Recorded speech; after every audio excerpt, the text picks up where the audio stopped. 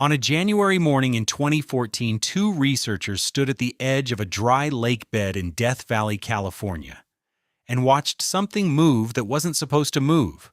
Richard Norris, a paleobiologist from Scripps Institution of Oceanography, and his cousin Jim Norris had been checking on a field of rocks scattered across Racetrack Playa for years. Rocks that left long grooves behind them in the cracked mud as if they had been dragged. Nobody had ever seen one move. Then, after a rare overnight freeze followed by a thin melt, the two men watched a sheet of ice, no thicker than a window pane, break apart under a light breeze and shove dozens of stones sideways across the flooded clay, quietly, in plain daylight. They had rigged the rocks with GPS units the year before, half expecting to wait a decade for a single result. Instead, the playa handed them the answer in one morning. That's the kind of proof most geologic mysteries never get. That single winter closed a mystery that had drawn geologists to this valley for the better part of a century. It also set the tone for what California actually offers anyone chasing the word mystery. Not fabricated hauntings, not stories with the evidence conveniently missing, but real gaps in a well-mapped, heavily instrumented state. Gaps that scientists are still closing one measurement at a time, or that remain open precisely because the instruments haven't caught up yet. California carries more working faults, more active volcanic fields, more collapsed lake basins, and stranger biology than almost anywhere else in North America. And every item on this list left a physical trace. A groove in the mud, a tilted curb, a tree ring, a gas reading. What follows moves through 50 of them, grouped by the forces that made them, the ground shifting underfoot, the deserts that used to be lakes, the sounds and sights the eye and ear misread, the water that keeps vanishing and returning, the caves and buried structures underground, the volcanic vents still breathing, the blocks of crust torn apart and carried away, the coastline hiding a canyon larger than anything on the surface, and the living things that shouldn't, by any reasonable expectation, still be here. Start where the ground itself refuses to sit still. In the city of Hollister, about 90 miles southeast of San Francisco, a concrete curb on Locust Avenue has been slowly cracking apart for decades, not from an earthquake, but from the earthquake fault running directly beneath it. The Calaveras Fault passes right through town, and unlike most segments of California's fault network, it doesn't wait for a big rupture to release its strain. It creeps, a few millimeters a year, silently pulling curbs, sidewalks, and even a winery building out of alignment. Homeowners here have had to reset foundations. A drainage culvert near the fault trace has visibly kinked sideways over the years, photographed and remeasured by geologists from the United States Geological Survey almost every season since the 1950s. Hollister is sometimes called the town that's being pulled apart in slow motion, and the description holds up because you can put a tape measure on it. What creeping segments like this one raise, and haven't fully settled, is why some parts of the San Andreas system release their strain in sudden, catastrophic jumps, while nearby sections bleed it off harmlessly, year after year, without warning anyone that it's happening. There's no siren for a fault that never stops to move. About 70 miles south of Hollister sits the tiny town of Parkfield, population roughly 18, which the state's earthquake scientists have called the earthquake capital of the world, and they mean it as a compliment. A short, well-behaved segment of the San Andreas Fault sits directly beneath the town, and it had produced a magnitude 6 earthquake on a schedule regular enough that in the 1980s, the USGS placed its bet on it, wiring the ground with instruments and publicly predicting the next rupture would arrive by 1993. The earthquake didn't show up until 2004, more than a decade later than the forecast, arriving with almost the same size and nearly the same rupture pattern as its predecessors, just badly off schedule. Parkfield remains one of the most densely monitored stretches of fault on Earth, and it delivered a result worth the decades of instrumentation, proof that a given fault segment really can behave with some regularity. It also delivered a harder lesson. Regularity in the past isn't a promise about timing in the future, and even the best instrumented fault in the world can still humble the people reading it. Even the state's own forecasters admit they didn't see the delay coming, and they'll tell you that themselves if you ask. 200 miles southeast, at Carrizo Plain, the fault stops being an abstraction and becomes something you can walk across. A small stream called Wallace Creek once ran in a straight line down a hillside until the San Andreas Fault sliced through its path and began dragging the two banks apart. Each earthquake nudged the creek bed a little further out of alignment, and because the region is dry enough that erosion barely touches the landscape, nobody ever smoothed the evidence away. The creek channel now bends almost 130 feet sideways at the fault line, a hard right angle carved by nothing but repeated rupture. Each jog representing one specific ancient earthquake that geologist Carrie C. first mapped and dated by digging trenches across the offset in the late 1970s. Standing at the bend, you're looking at a ruler. C's original trenches let him count individual earthquakes going back roughly 1,400 years, turning one crooked stream into a written record of exactly how often this stretch of California has broken in half. You're essentially reading a fault's diary written in creek bends, and it doesn't need a single instrument to be legible. 300 miles north, near the town of Lone Pine below the Sierra Nevada's eastern wall, a different fault wrote an even larger signature into the ground. In March of 1872, a rupture along the Owens Valley Fault tore through the middle of the night and produced one of the largest earthquakes California has ever recorded, an estimated magnitude near 7.9, strong enough to be felt as far away as the future site of Reno. The town of Lone Pine was largely leveled, and dozens of residents were killed. What survived, and still survives today, is the fault scarp itself, a raw step in the earth several feet high, running for miles along the base of the mountains, sharp enough after a century and a half that hikers still stumble on it without realizing what they crossed. Because the 1872 rupture predates any seismograph in the region, its exact magnitude is still debated among seismologists working from written accounts, damage patterns, and the scarp's own geometry, one of several 19th century California earthquakes, whose true size remains an estimate rather than a measurement. Even the reported death toll from that night isn't treated as fully reliable by modern historians. Further south, near the Salton Sea, the ground does something stranger than creep or rupture. It swarms. Beneath the geothermal field known as the Salton Buttes, hundreds or even thousands of small earthquakes can arrive within a matter of days, clustering tightly in time and space without one clear main shock leading the pack. A pattern seismologists call an earthquake swarm rather than a standard sequence.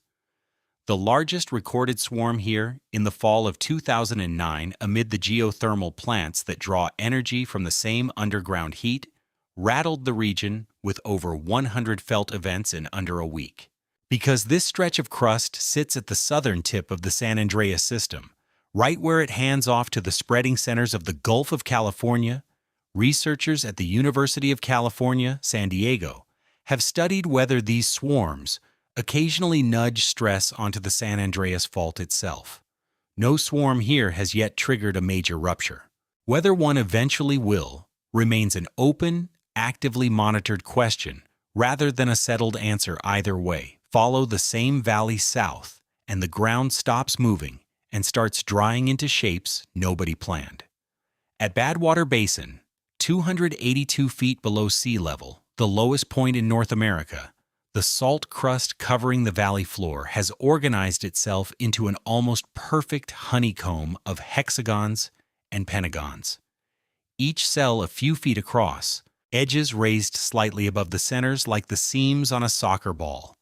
No one built this pattern. It emerges on its own from brine rising through the salt by capillary action, evaporating at the surface, and crystallizing along cracks that then widen and straighten themselves through repeated wetting and drying. A self-organizing process physicist, Lucas Göring, and colleagues modeled mathematically in the 2015 study that finally explained why the cells settle so consistently near the same size, no matter where, on the basin floor you look. The going explanation accounts for the geometry well. It still leaves open why this basin produces such a uniform, basin-wide pattern, while chemically similar salt flats elsewhere in the world don't. A few miles from Badwater, an early government survey team gave a rougher patch of the same salt basin a name that stuck for a different reason. Confronted with jagged, foot-tall spires of halite too sharp and unstable to cross on foot, one 19th century guidebook noted that only the devil could play golf across such rough links, and the Devil's Golf Course kept the name.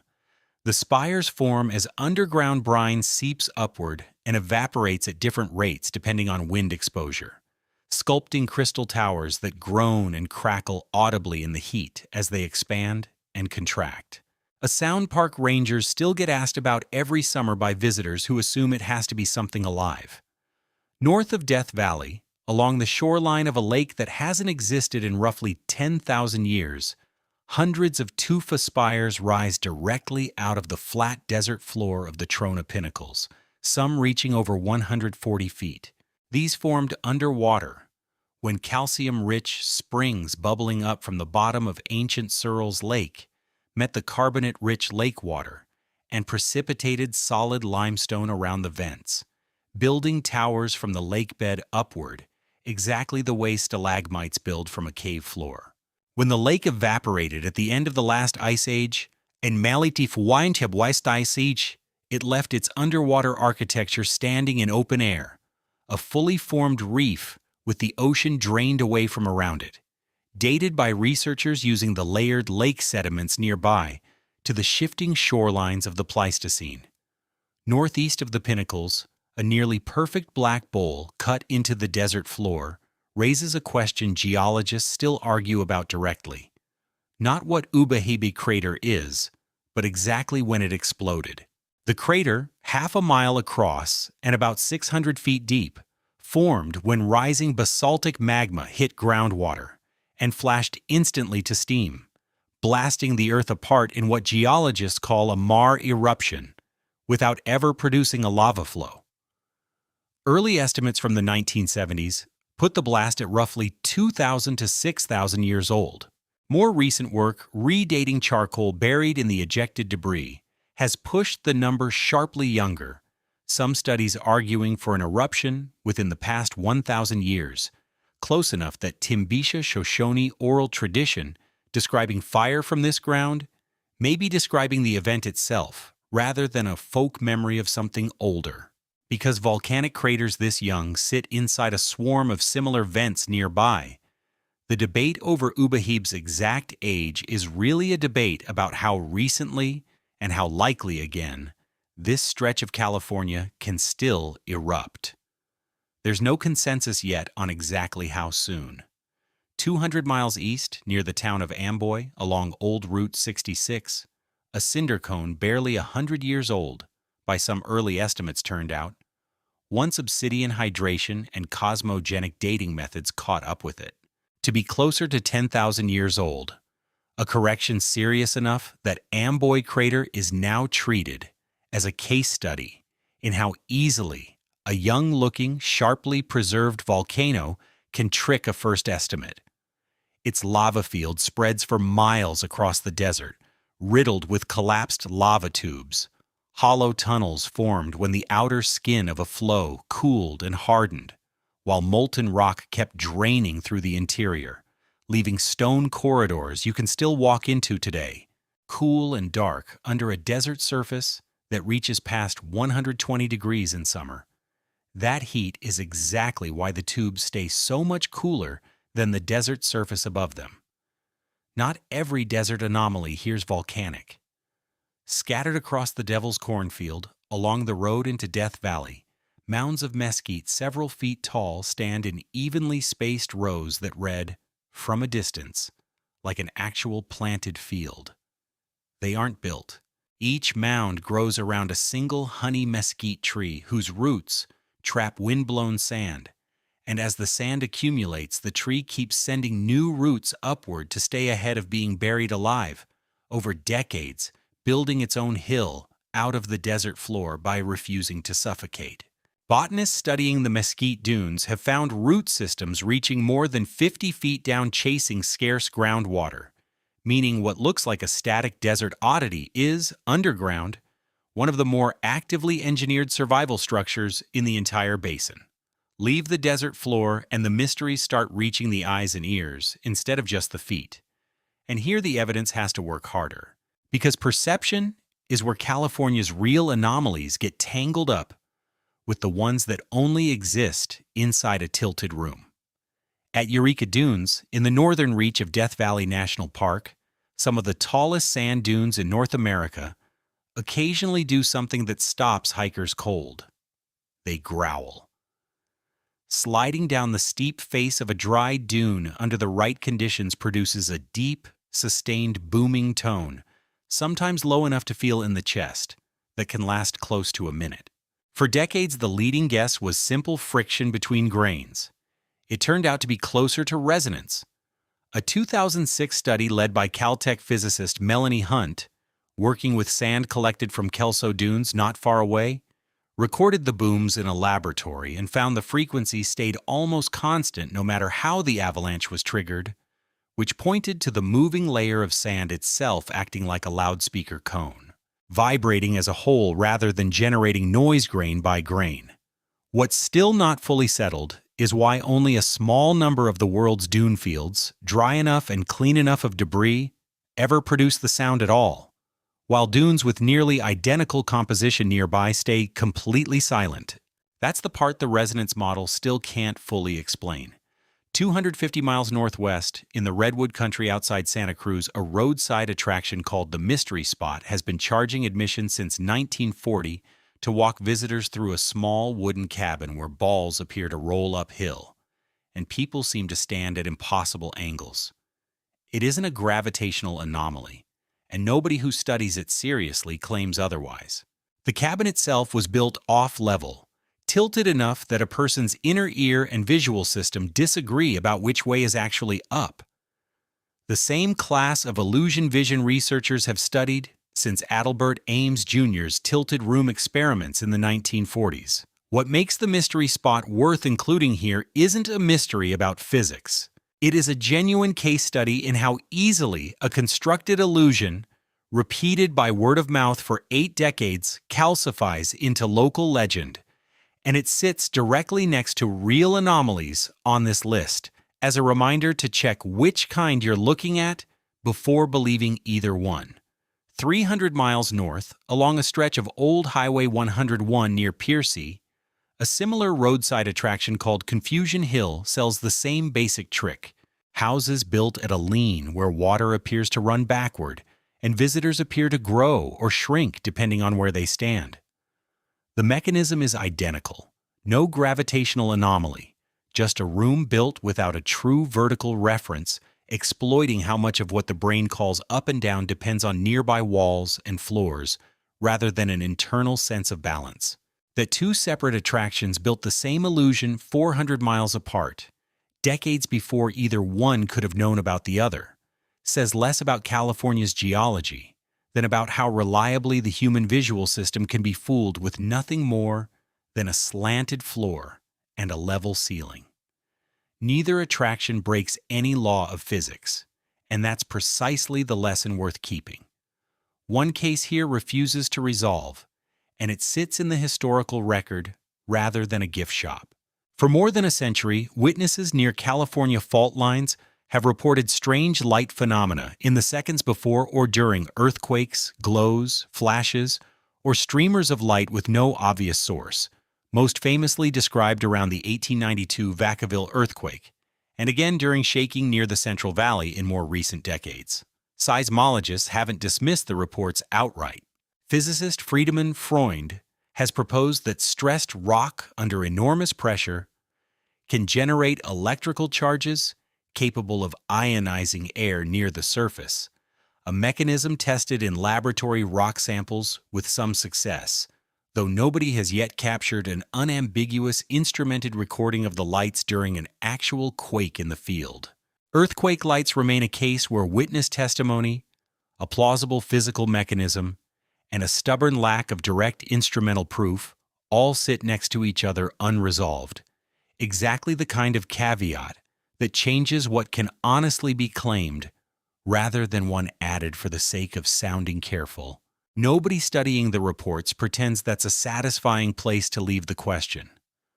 Above it all, Mount Shasta produces an optical effect that needs no unresolved physics at all, only an audience willing to read more into it than the weather supports.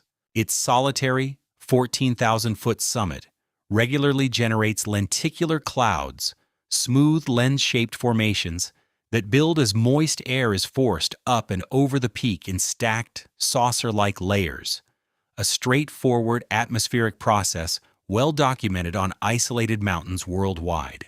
Since the 1880s, the same mountain has also carried a persistent legend, promoted heavily by Frederick Spencer Oliver's 1894 novel and by later occult writers, that a hidden civilization survives inside Shasta from the lost continent of Lemuria. The geology and the legend aren't the same claim and should never be narrated as if they were. Shasta's clouds are photographed, explained, and mundane. Lemuria has never produced a shred of physical evidence, and the honest version of this entry is that a sky strange enough to fool most observers sits on top of a mountain that also happens to carry an old, unsupported myth, and only one half of that pairing belongs in a list about real geographic mysteries. Move from what the ground shows and the sky shows to what the water refuses to keep still about, because nowhere in California does an old, settled fact stay settled longer than a couple of decades before the water itself overturns it. Farmers working that ground today can't fully insure against a lake that technically isn't supposed to exist anymore. The Central Valley used to hold Tulare Lake, once the largest body of fresh water west of the Mississippi River, covering roughly 690 square miles at its historic peak, deep enough that steamboats ran cargo across it in the 1800s. Farmers drained it dry by the early 20th century, diverting the rivers that fed it into irrigation canals until the lake bed became some of the most productive farmland in the country. And for most of the last century, Tulare Lake existed only as a name on old maps. It keeps coming back anyway. Extreme wet years in 1983-1997, and again after the run of atmospheric river storms that hit California through the winter of 2023, brought the lake back over tens of thousands of acres of active farmland, flooding towns, roads, and crops that had been built directly on what used to be lake bottom. Hydrologists with the California Department of Water Resources now treat Tulare Lake less as a historical curiosity than as a basin that never actually stopped existing, only sleeping under drainage infrastructure that a big enough winter can overwhelm. A smaller, related pattern plays out at Lake Elsinore in Southern California, where evaporation and inflow from the San Jacinto River have pushed the lake's level up and down by more than 10 feet within a single decade, occasionally low enough to expose old lake bed, and occasionally high enough to threaten the lakefront town built around it. Residents there don't get much warning before a wet winter pushes the shoreline back up their streets. At Mono Lake, in the high desert east of Yosemite, hundreds of jagged limestone towers rise from the shoreline, some reaching more than 30 feet, and every one of them formed entirely underwater. Calcium-rich freshwater springs bubbling up from the lake bottom reacted with the lake's naturally carbonate-rich, alkaline water to precipitate solid limestone around each spring vent, building a tufa tower from the bottom upward the way a stalagmite grows from a cave floor, a process that continues today wherever a spring still feeds the lake. The towers only became visible in the open air starting in 1941, when the city of Los Angeles began diverting the streams that fed Mono Lake into its municipal water system, dropping the lake level more than 40 feet over the following 4 decades and exposing a lake bottom that had never seen daylight. The exposed shoreline nearly collapsed the lake's brine shrimp ecosystem, the primary food source for millions of migratory birds, until a long legal campaign led by the Mono Lake Committee resulted in a 1994 California State Water Board decision, setting a minimum lake level Los Angeles is now required to respect.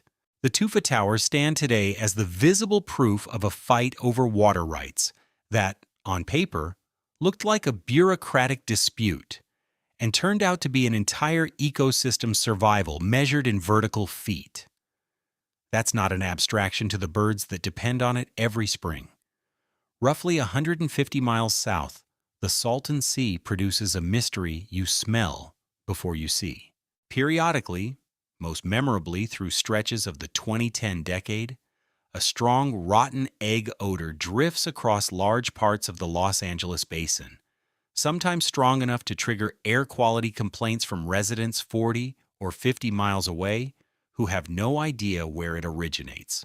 Monitors run by the South Coast Air Quality Management District have traced it to hydrogen sulfide gas released from the Salton Sea itself, California's largest lake, formed by an accidental Colorado River flood in 1905 and now shrinking and growing steadily saltier as agricultural runoff is its main remaining water source. When the lake's oxygen levels crash, typically after algae blooms die off in late summer, the decomposing organic matter on the lake bottom releases hydrogen sulfide in large enough volumes that prevailing winds can carry the smell across an entire metropolitan region overnight. What isn't fully resolved is exactly how large a die-off has to be, and under precisely what wind and temperature conditions, to trigger an event strong enough to reach the coast, a forecasting problem regional air agencies are still refining. Nobody can yet say exactly how large a die-off has to get before the smell reaches the coast. North of the Bay Area, Clear Lake carries a different kind of open question, one written not in odor, but in mud. Sediment cores pulled from its bottom preserve an unbroken record of pollen, ash, and climate signals researchers have used to reconstruct the region's environment across hundreds of thousands of years. And on the strength of that record, Clear Lake is generally described as one of the oldest lakes in North America, likely surviving in roughly its current basin for at least 480,000 years, with some estimates from USGS researchers running well over 1 million. The lake's age is treated as an estimate rather than a fixed number because, unlike a fault scarp with a single datable rupture, an ancient lake basin can slowly shift shape, drain partially, and refill over geologic time, meaning the sediment record can tell you the lake has been here a very long time without pinning down the exact year it first formed. Nobody's troubled by that vagueness since the sediment record speaks clearly enough on its own. Southeast of Clear Lake, in the farmland around the town of Mendota, a series of black and white photographs taken by USGS hydrologist Joseph Poland in 1925, 1955, and 1977 shows the same telephone pole with hand-painted marks, recording where the ground surface used to sit. Between the first photo and the last, the land beneath that pole sank nearly 30 feet. Not from an earthquake or a sinkhole, but from decades of groundwater being pumped out of the aquifer faster than rain and snowmelt could refill it, compacting the clay layers underground until the entire ground surface simply settled downward.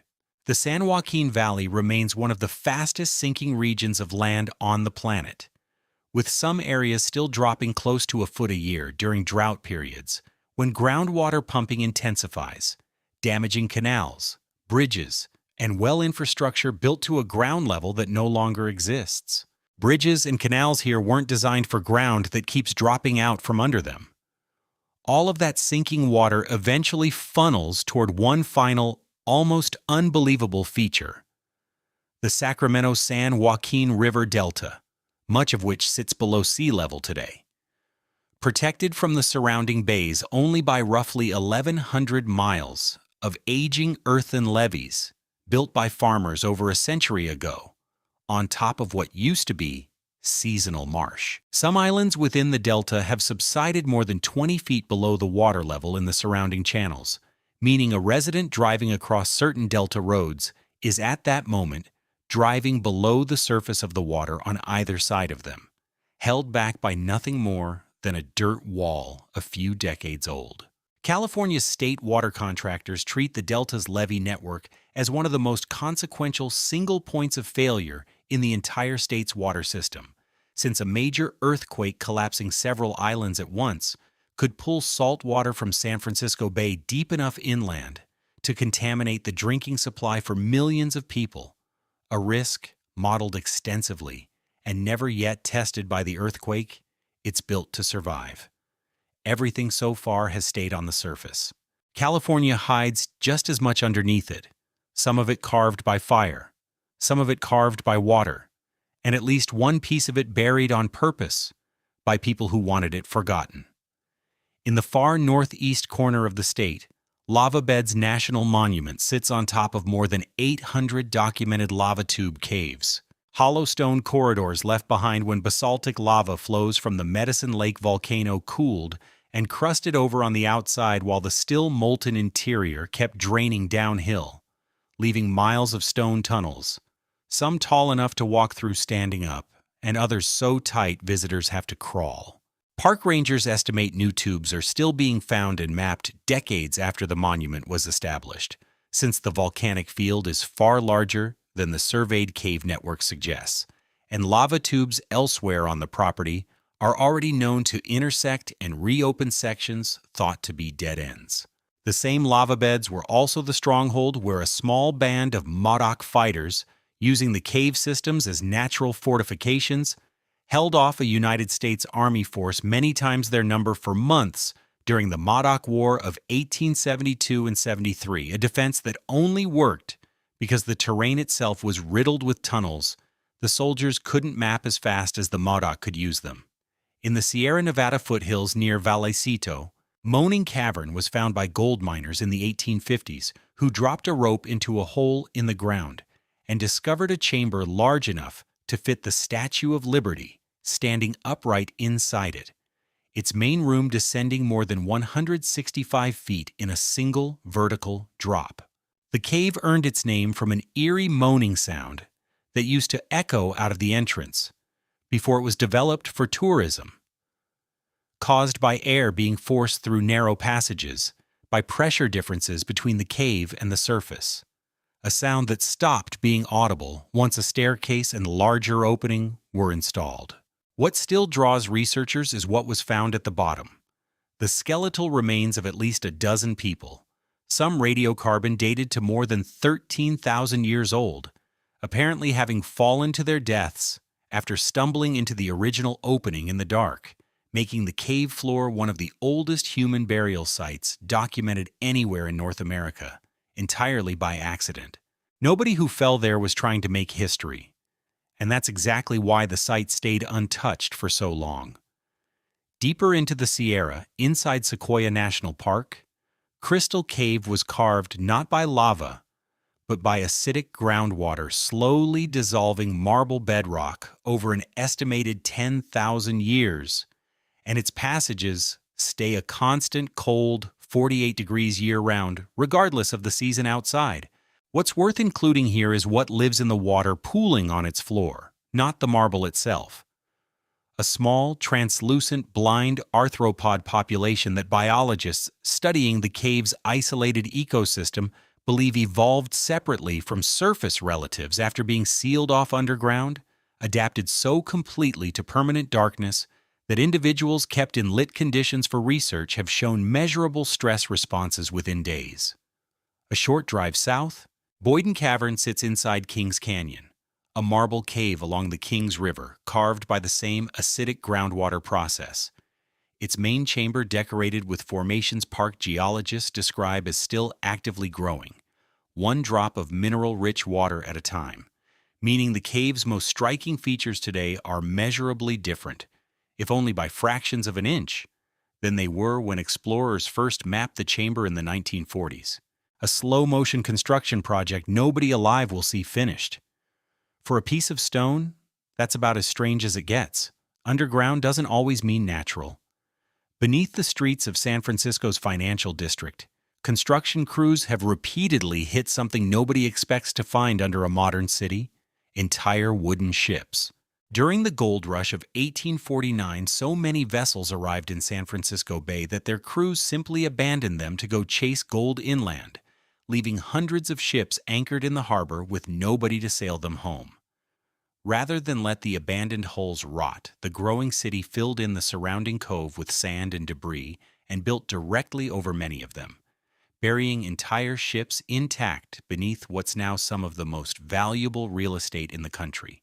Archaeologists working with the city have documented and mapped roughly 70 known buried vessels so far, and construction crews still occasionally strike a hull unexpectedly, most recently during transit tunnel excavation, confirming that the full number and exact locations of San Francisco's buried fleet remain incomplete even with modern ground-penetrating radar. Nobody's produced a final count, and nobody expects one soon. Out in the Mojave Desert, the ghost resort of Zizix tells a stranger, more recent underground story, this one about water rather than ships. In 1944, a radio evangelist named Curtis House Springer built a health spa around a natural mineral spring here, claiming its underground water could cure everything from cancer to baldness, and ran it as a for-profit resort for 3 decades on land he never actually owned. Federal marshals finally evicted him in 1974 after investigators determined his mineral cures were fraudulent and his land claim was invalid. And the buildings now serve as a research station for California State University. The spring itself is real and does flow from an underground aquifer, one of very few reliable water sources in this stretch of desert, which is exactly why an actual, useful natural resource ended up wrapped in decades of invented medical claims before anyone with legal authority bothered to check either one. Some of California's stranger ground never stopped being volcanic. It just went quiet enough that most residents forgot to be nervous about it. Rising abruptly out of the flat Sacramento Valley farmland, the Sutter Buttes form what geologists often call the smallest mountain range on Earth, a compact circle of eroded volcanic peaks, barely 10 miles across, standing alone in the middle of otherwise dead-flat agricultural land with no other high ground for 50 miles in any direction. The buttes formed from a short-lived volcanic complex, active roughly 1.4 to 1.6 million years ago. Its magma chamber apparently exhausted after producing a handful of lava domes before shutting down for good. An isolated, eruptive center that never grew into the kind of large stratovolcano its neighbors Lassen and Shasta became. Because the buttes rise so sharply out of the surrounding flatness, early aerial surveyors sometimes mistook them for a much larger range from a distance. And Maidu oral tradition treated the formation as sacred ground, long before geologists arrived to explain why one small ring of mountains sits alone in an otherwise featureless valley. That isolation is exactly what fooled early surveyors into overestimating its size. Near Mammoth Mountain in the eastern Sierra, a stand of trees around Horseshoe Lake started dying in 1990 for no reason anyone could see at first. Roots and trunks apparently healthy, while entire groves simply turned brown and toppled over one season at a time, eventually killing off more than 100 acres of forest. USGS scientists investigating the die-off found the cause underground, rather than in the trees themselves. Magmatic carbon dioxide, rising through soil fractures reopened by a swarm of earthquakes beneath Mammoth Mountain the year before, was displacing oxygen in the root zone and effectively suffocating the trees from below, with gas concentrations near some tree bases measured high enough to be dangerous for a person standing there too long without moving. Rangers who patrol the area don't linger there longer than they have to. It remains one of the clearest surface warnings anywhere in the country that a volcanic system, quiet on top, is still very much awake underneath. And it's actively used by USGS as an early monitoring site for the larger caldera it sits inside. It's one of the few places on Earth where a dying forest doubles as an early warning system. That caldera surrounds the geothermal fields of Lassen Volcanic National Park, where Bumpass Hell, the park's largest hydrothermal area, boils and hisses across 16 acres of bubbling mud pots and steam vents hot enough to have taken the leg of the rancher the site is named after.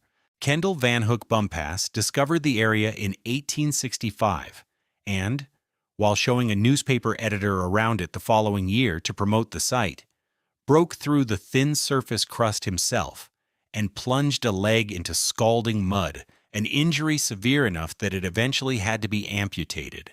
The crust that betrayed him is exactly what still makes the area dangerous today. Since boardwalks now guide visitors around ground that can look solid and be nothing more than a thin mineral skin over near boiling water underneath.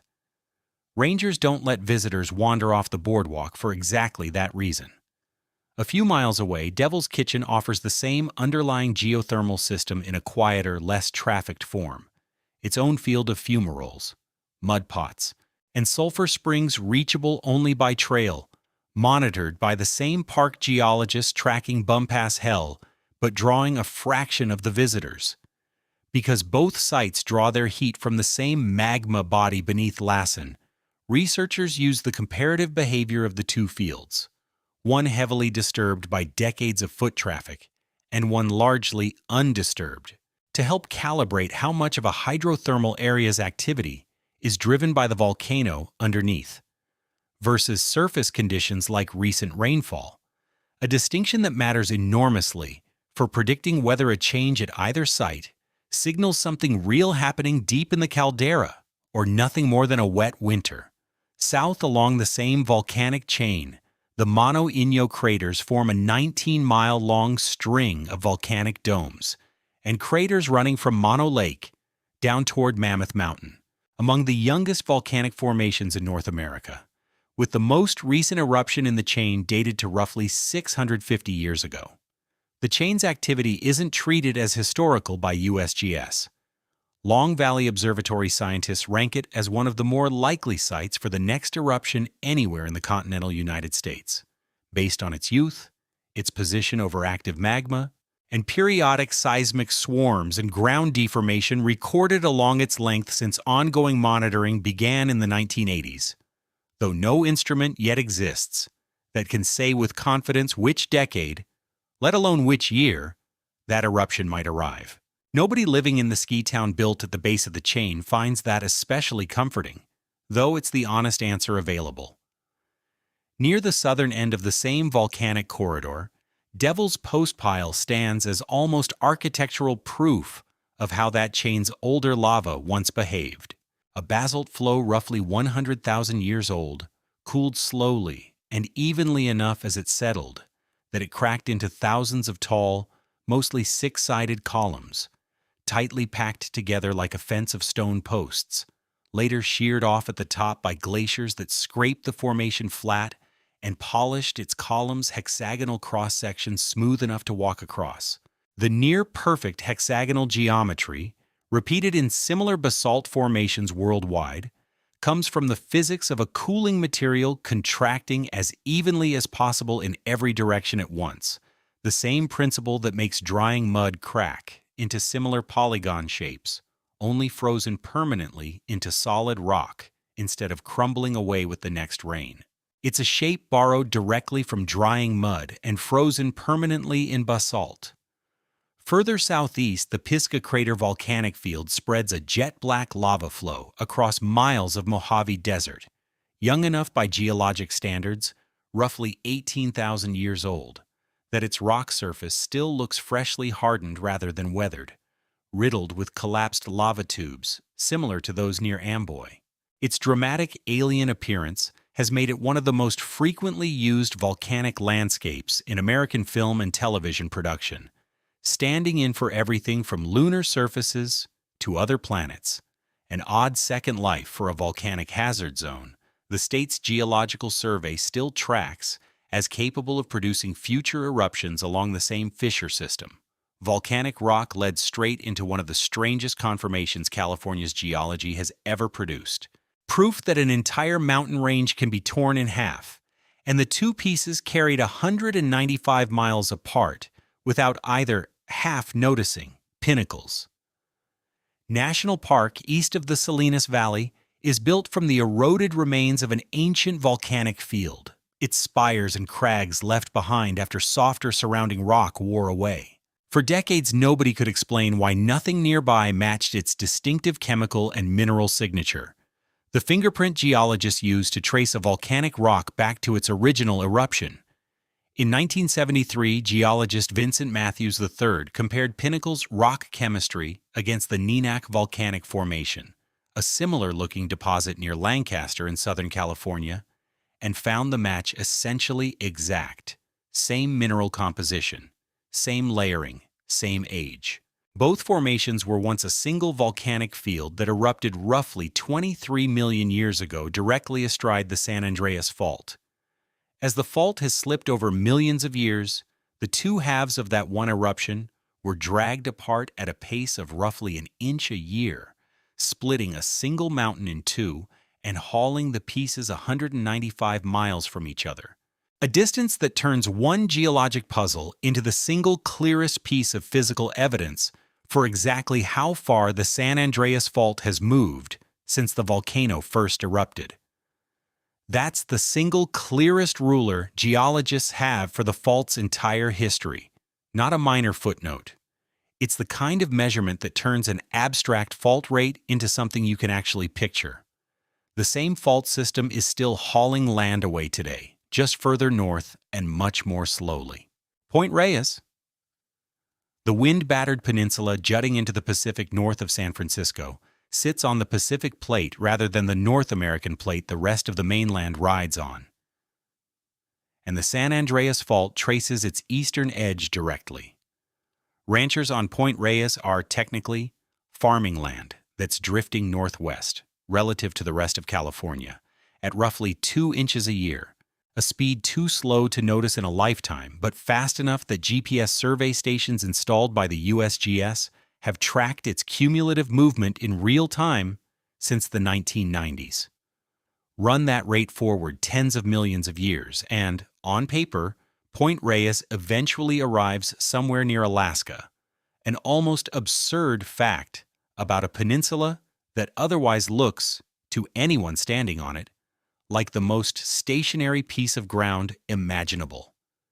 Near the town of Agua Dulce, Vasquez Rocks displays a more violent version of the same underlying forces, jagged slabs of red and gray sandstone that jut out of the hillside at steep, sometimes near vertical angles, layers that formed horizontally on an ancient lake or riverbed and were later tilted upright by repeated compression and faulting along the same San Andreas system running nearby.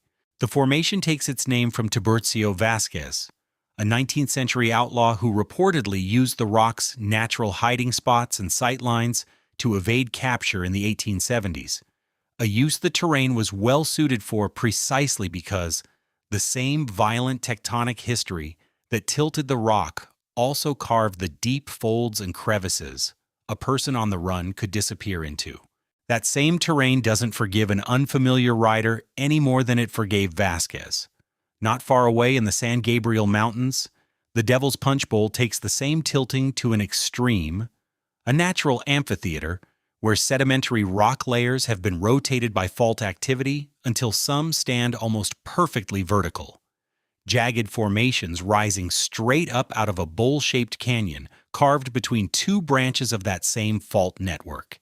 Geologists studying the site describe the rock layers as a kind of tilted timeline, since sediment that originally settled flat, one layer stacked evenly on top of the last, now stands on edge, meaning a single walk across the formation crosses tens of thousands of years of deposition sideways instead of downward. The layers rotated so far past horizontal that visitors unfamiliar with the geology often assume the jagged spires were carved rather than folded upright. Far to the east, in the Alabama hills below Mount Whitney, an entirely different process produced formations just as strange without any tilting at all.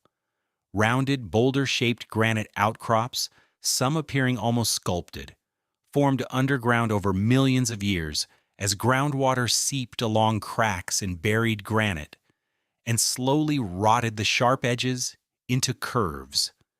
through a chemical weathering process geologists call spheroidal weathering, essentially eroding a cube into something closer to a sphere while it was still buried and protected from wind. Only after the surrounding softer rock eroded away did these rounded shapes emerge at the surface, already smooth, exposed rather than carved, which is exactly why the Alabama Hills granite boulders look so deliberately shaped despite never once being touched by wind, water, or a chisel above ground. Move from the folded rock inland to the coastline, and California hides its single largest geographic feature somewhere almost nobody thinks to look: underwater, where a canyon larger than anything visible on the surface of the state has been carved directly offshore from a quiet tourist beach. Monterey Submarine Canyon begins just a few hundred feet off Moss Landing and plunges to depths exceeding 2 miles, deeper in places than the Grand Canyon, and comparable in scale to some of the largest canyon systems on the continent. Entirely hidden beneath the surface of Monterey Bay, researchers at the Monterey Bay Aquarium Research Institute have used remotely operated submersibles to map its walls and floor for decades, documenting how sediment avalanches called turbidity currents periodically rip down the canyon at speeds fast enough to snap steel cables anchored along its length, one of the most geologically active submarine canyons studied anywhere in the world. Exactly how the canyon originally formed is still debated among marine geologists, since it doesn't line up neatly with any river large enough on land to have carved a channel of this scale, leaving open whether an ancient, since-vanished river system, an old fault trough, or some combination of both did the initial excavation before erosion and turbidity currents carved it into its current shape. That's a rare case of an ocean still actively remodeling one of its own canyons. North along the same coastline, Devil's Slide earned its name honestly. This stretch of coastal cliff south of Pacifica has been sliding toward the ocean in slow, unpredictable increments for as long as records exist, forcing the original coastal highway built across it in the 1930s to be repeatedly repaired, rerouted, and eventually replaced by a tunnel completed in 2013, after engineers concluded the unstable slope could no longer be trusted to carry a road safely. The instability comes from a combination of steep, fractured rock, constant wave erosion undercutting the base of the cliff, and heavy winter rains that saturate the slope and reduce its internal friction, a combination geologists still can't forecast with enough precision to say which specific storm, rather than the general season, will trigger the next significant slide. Engineers watching the slope don't pretend they can name the exact storm in advance. Further up the coast, the fog rolling constantly across Point Reyes has made this stretch of shoreline one of the most consistent shipwreck sites on the entire West Coast, with maritime historians documenting more than 100 documented wrecks along its rocky edges since record-keeping began in the 1800s. The peninsula's position, jutting several miles further out than the surrounding coastline directly into the fog bank generated where cold ocean upwelling meets warmer air, made it a near-invisible hazard for ships navigating by sight before reliable radar. A combination of geography and weather so consistently dangerous that the site earned the nickname the Graveyard of the Pacific among sailors decades before anyone fully understood the upwelling process actually generating the fog offshore. Out past that same graveyard coastline, the Channel Islands hold fossil evidence of one of the strangest evolutionary outcomes anywhere in North America. On Santa Rosa Island, paleontologists have recovered the remains of Mammuthus exilis, a pygmy mammoth species that stood barely 6 feet tall at the shoulder, roughly half the height of the mainland Columbian mammoths it descended from, isolated on the islands after sea levels rose, and cut off the population from the mainland sometime during the Pleistocene.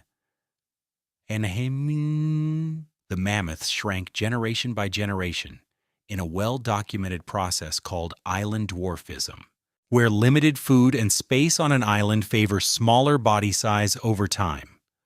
Researchers led by paleontologist Larry Eigenbrod have recovered multiple nearly complete skeletons, allowing fairly precise dating of when the population went extinct, though exactly how quickly the dwarfing process happened after isolation, over a few thousand years or considerably longer, remains an active question in the fossil record. Researchers admit they don't yet have enough skeletons to pin the timeline down more precisely.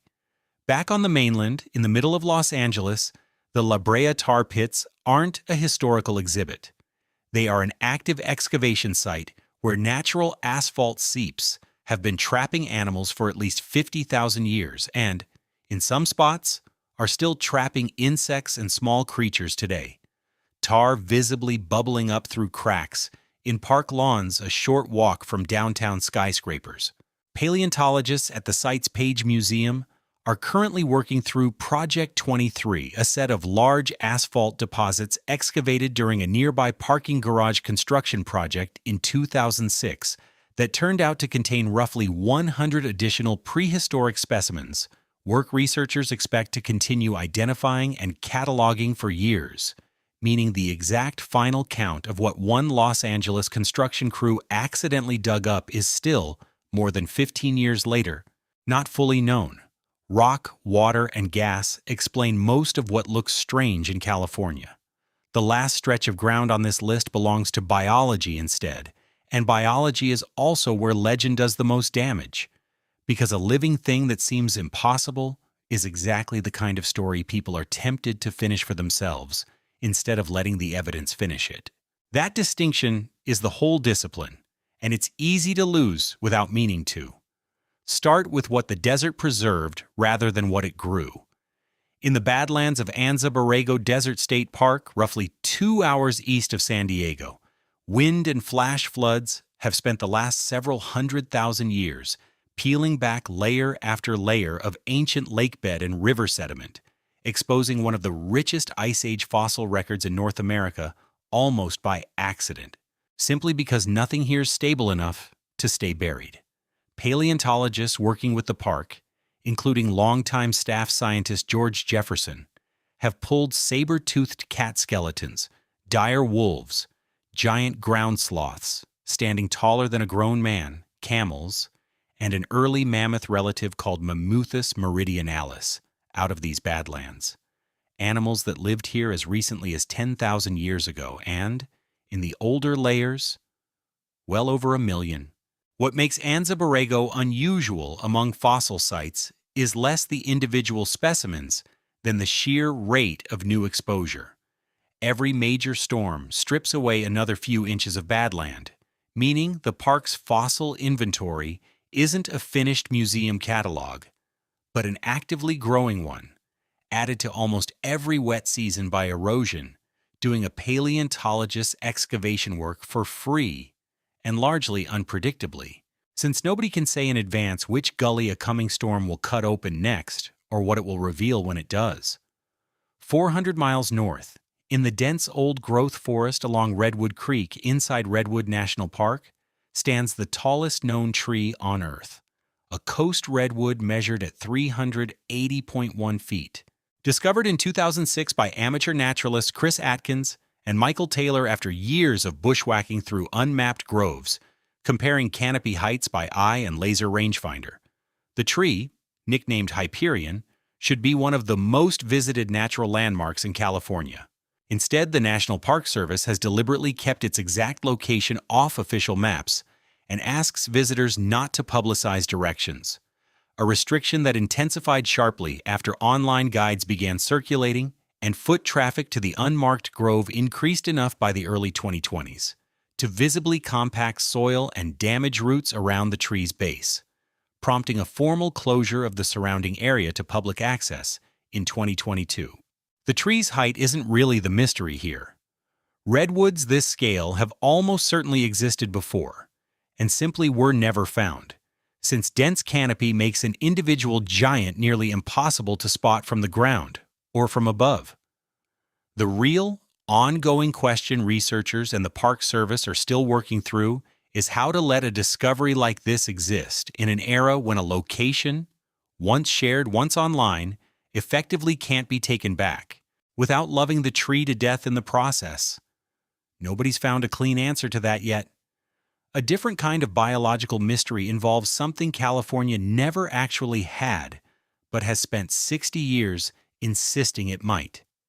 In October of 1967, filmmakers Roger Patterson and Robert Gimlin shot roughly 1 minute of grainy footage along Bluff Creek in Humboldt County, appearing to show a large, dark, upright walking figure moving through the underbrush, footage that instantly became the most famous piece of evidence in the history of Bigfoot sightings and has never been definitively proven either genuine or faked, despite decades of frame-by-frame analysis, competing costume claims, and forensic gait studies that still disagree with each other today.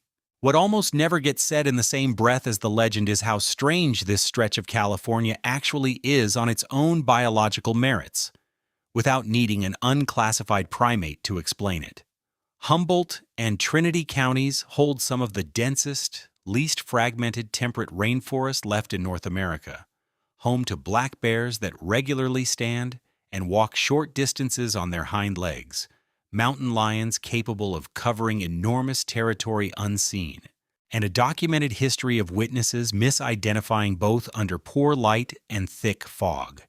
None of that requires inventing a species. It only requires admitting that a landscape this wild, this wet, and this hard to search thoroughly will keep producing ambiguous sightings whether or not anything undiscovered is actually out there, and that the honest answer to 60 years of grainy footage is still, plainly, that nobody has produced a body, a bone, or a verified track cast that would settle it either way. Until one turns up, that's likely to stay true. High in the White Mountains, east of the Sierra Nevada, and just across the range from Yosemite, a small, weather-beaten forest holds some of the oldest living individual organisms ever documented on the planet. Bristlecone pines here, first systematically studied and cored by dendrochronologist Edmund Schulman in the 1950s, can survive for more than 4,000 years, their growth so slow and their wood so dense in this harsh, high-altitude, low-moisture environment that a single trunk, barely a few feet across, can carry a ring count older than the pyramids of Giza. One individual tree, nicknamed Methuselah, and confirmed through core sampling to be roughly 4,850 years old at the time it was dated, held the record for oldest known non-clonal tree on Earth for decades. The United States Forest Service doesn't disclose Methuselah's exact location within the protected grove, and hasn't for years, a precaution adopted specifically to prevent the kind of accidental damage or deliberate vandalism that's already destroyed other record-holding ancient trees elsewhere in the world. The trees themselves survive largely because almost nothing else can tolerate the ground they grow in. Thin, alkaline, nutrient-starved dolomite soil that keeps competing plants away entirely, meaning the same harshness that should have killed these pines centuries ago is the exact condition that's kept them alive for nearly 5,000 years. An irony forest researchers studying the grove still describe as one of the strangest inversions in all of plant biology. Nobody planned that. It's just how this particular patch of dolomite happened to work out. Legend and biology sit at one edge of what California hides. Human engineering, forced to build directly on top of unstable ground anyway, sits at the other. And some of the state's strangest evidence was never buried by nature at all. It was poured in concrete by people who knew exactly what they were building next to. That's the plain, unglamorous reality of building a modern state on top of active ground. In February of 2017, operators at Oroville Dam, the tallest dam in the United States at 770 feet, watched a hole open in the concrete floor of the main spillway during a routine release of floodwater, a hole that grew within days into a crater large enough to swallow a football field, forcing the emergency evacuation of nearly 200,000 people downstream who were told the dam's emergency spillway, never before used at full capacity in the structure's 50-year history, might fail outright.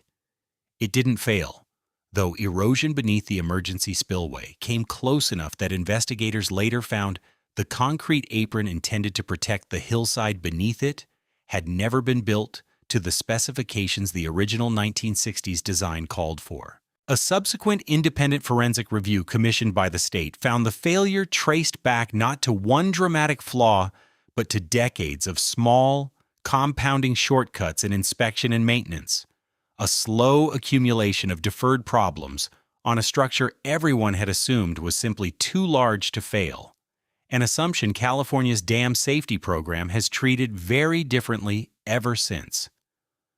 Roughly 200 miles south, the California Aqueduct, the concrete channel that carries much of Northern California's water supply to Los Angeles and the Central Valley, crosses directly over the San Andreas Fault near the town of Gorman, and engineers designing the system in the 1960s couldn't simply pretend the fault wasn't there. Rather than build a rigid crossing likely to shatter the instant the fault ruptured, they installed a segmented, flexible expansion joint specifically engineered to slide and absorb several feet of sudden lateral movement without breaking the channel in half, a deliberate structural compromise built to bend exactly where the ground itself is expected to jump. The joint has never been tested by a major rupture directly beneath it since construction, meaning one of the most consequential pieces of water infrastructure in the American West is still, decades later, running on an engineering assumption about fault behavior that's been calculated, funded, and built, but never actually confirmed by the earthquake it was designed to survive. Nobody wants to be the one who finds out the hard way. On the Central Coast near San Luis Obispo, the Diablo Canyon nuclear power plant carries a more unsettling version of the same story, because the fault it had to reckon with wasn't known when construction began. Builders broke ground on the plant in the mid-1960s, and only in 1971, with major construction already underway, did geologists working for an offshore oil company discover an active fault, later named the Hosgri Fault. Running roughly 3 miles from the plant site, a fault capable of producing an earthquake far larger than the original design had accounted for. Rather than abandon a nearly finished nuclear facility, the utility retrofitted the plant with additional seismic bracing and reinforcement, a process regulators eventually approved after years of review, though the discovery permanently reshaped how California's Public Utilities Commission and federal nuclear regulators evaluate coastal plant sites, treating an undiscovered offshore fault as a real possibility rather than a hypothetical one at every future proposed location along the coast. That's a standard the industry didn't have to meet before 1971. At the University of California, Berkeley, tens of thousands of football fans have sat inside California Memorial Stadium without necessarily realizing they're sitting directly on top of the Hayward Fault, which runs straight beneath the stadium's north end. Because the fault creeps here rather than staying locked, the same slow, continuous slip visible at Hollister has been physically distorting the stadium's structure for decades, most visibly in an outdoor running track along the building's exterior, where a straight section has been measurably and permanently offset, curb and pavement no longer aligned, a crack the university has had to grind down and resurface repeatedly rather than eliminate. Because grinding away a symptom does nothing to stop a fault a few feet underground from continuing to move. A major 1999 renovation of the stadium specifically engineered a seismic joint straight through the center of the building, splitting the structure into 2 halves designed to shift independently during a large rupture rather than crack unpredictably as one rigid piece. An unusual case of a landmark building being deliberately redesigned around the exact fault line running underneath it, instead of pretending the fault could be ignored. Under the Fairfax district of Los Angeles, a different kind of hazard sits beneath ordinary city streets, drawing from the same underground reservoir of natural asphalt and trapped hydrocarbons that feeds the La Brea tar pits a short distance away. Methane gas seeping up through fractured rock beneath the neighborhood has been documented since at least the early 20th century, but its danger became impossible to ignore in March of 1985, when accumulated gas beneath a Ross Dress for Less store on 3rd Street ignited, most likely from a spark inside the building, and detonated with enough force to blow out windows for blocks and injure more than 20 people. Investigators traced the gas to the same geological seep system responsible for the tar pit's famous asphalt bubbles, methane and oil, both migrating upward from the same underground source through the same fractured rock. The city subsequently installed a permanent gas collection and venting system across a designated methane zone covering several square miles of the district, a network still monitored today because the underlying seep never stopped. It was simply given somewhere safer to go than directly into a sealed retail basement. Step back from any single fault or crater, and California's geography produces a different kind of oddity, one built from extremes sitting closer together than they've any right to. On July 10, 1913, a weather station at Furnace Creek in Death Valley recorded an air temperature of 134 degrees Fahrenheit. Still listed by the World Meteorological Organization as the highest reliably measured surface air temperature on Earth. The reading has never stopped being argued about. Meteorologist Christopher Burt and several colleagues published a detailed re-examination in 2016 questioning whether the equipment, methodology, and even the specific weather pattern that day could plausibly have produced a reading that high, noting that no instrument anywhere on the planet has come close to matching it in more than a century since, despite far denser and more accurate monitoring networks now covering deserts that get just as hot. The World Meteorological Organization's own investigating committee ultimately left the record standing after review, while acknowledging the uncertainty publicly, which makes Furnace Creek an unusual case on this list. Not a mystery about what happened underground or underwater, but a live methodological argument about whether a number written down more than 100 years ago can still be trusted at all. The reviewing committee didn't fully resolve the doubt, it just left the record standing. Roughly 85 miles from that same valley floor stands Mount Whitney, at 14,494 feet, the tallest peak in the contiguous United States, meaning the lowest point and the highest point in the mainland country sit closer together than most major cities sit to their own suburbs. It's a direct consequence of the same tectonic forces driving this whole list, not a coincidence. The same fault activity uplifting the Sierra Nevada block on one side of the valley while pulling Death Valley's crust down and apart on the other. Two extremes, produced by a single, continuous stretch of active geology, rather than two unrelated records that happen to share a state. They're two symptoms of the exact same uplift. Along the coast, the towering height of California's redwood forests depends on a water source that never falls as rain at all. Coast redwoods routinely exceed 300 feet, yet root systems this shallow, rarely reaching more than 12 feet down, can't physically draw enough water from soil alone to keep a canopy that tall alive through the state's long, dry summers. Research led by University of California Berkeley ecologist Todd Dawson used isotope tracing to confirm that redwoods absorb a significant share of their water directly through their needles from fog condensation, drip that forms when the coastal fog bank, rolling in most summer mornings, physically collects on foliage and falls to the forest floor like localized rain, sometimes measurably wetter under a redwood canopy than in an open clearing a few hundred feet away. Cut off the fog through decades of warming trends or regional deforestation elsewhere along the coast, and researchers studying the groves warn that some of the tallest living things on the planet lose access to water they were never actually built to pull from the ground. Inland, the Sierra Nevada's winter snowpack functions as the reservoir most of the state's summer water supply actually depends on, storing frozen precipitation at elevation and releasing it gradually as it melts through spring and early summer, rather than all at once. California's Department of Water Resources has tracked a measurable long-term shift in the timing of that melt. Snowpack now running off measurably earlier in the season than it did mid-last century, a change hydrologists link directly to warming temperatures, rather than any change in total precipitation. The consequence lands directly back on the San Joaquin Valley's sinking ground discussed earlier.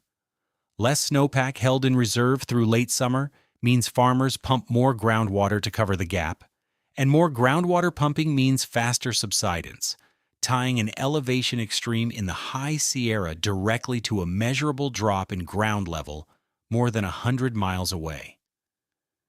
East of the Sierra crest, the same mountains that catch the state's snowpack on their western slope create a near-total rain shadow on their eastern side, wringing moisture out of Pacific storms before they ever cross into the Owens Valley and the Mojave beyond it. The result is one of the sharpest climate boundaries in North America.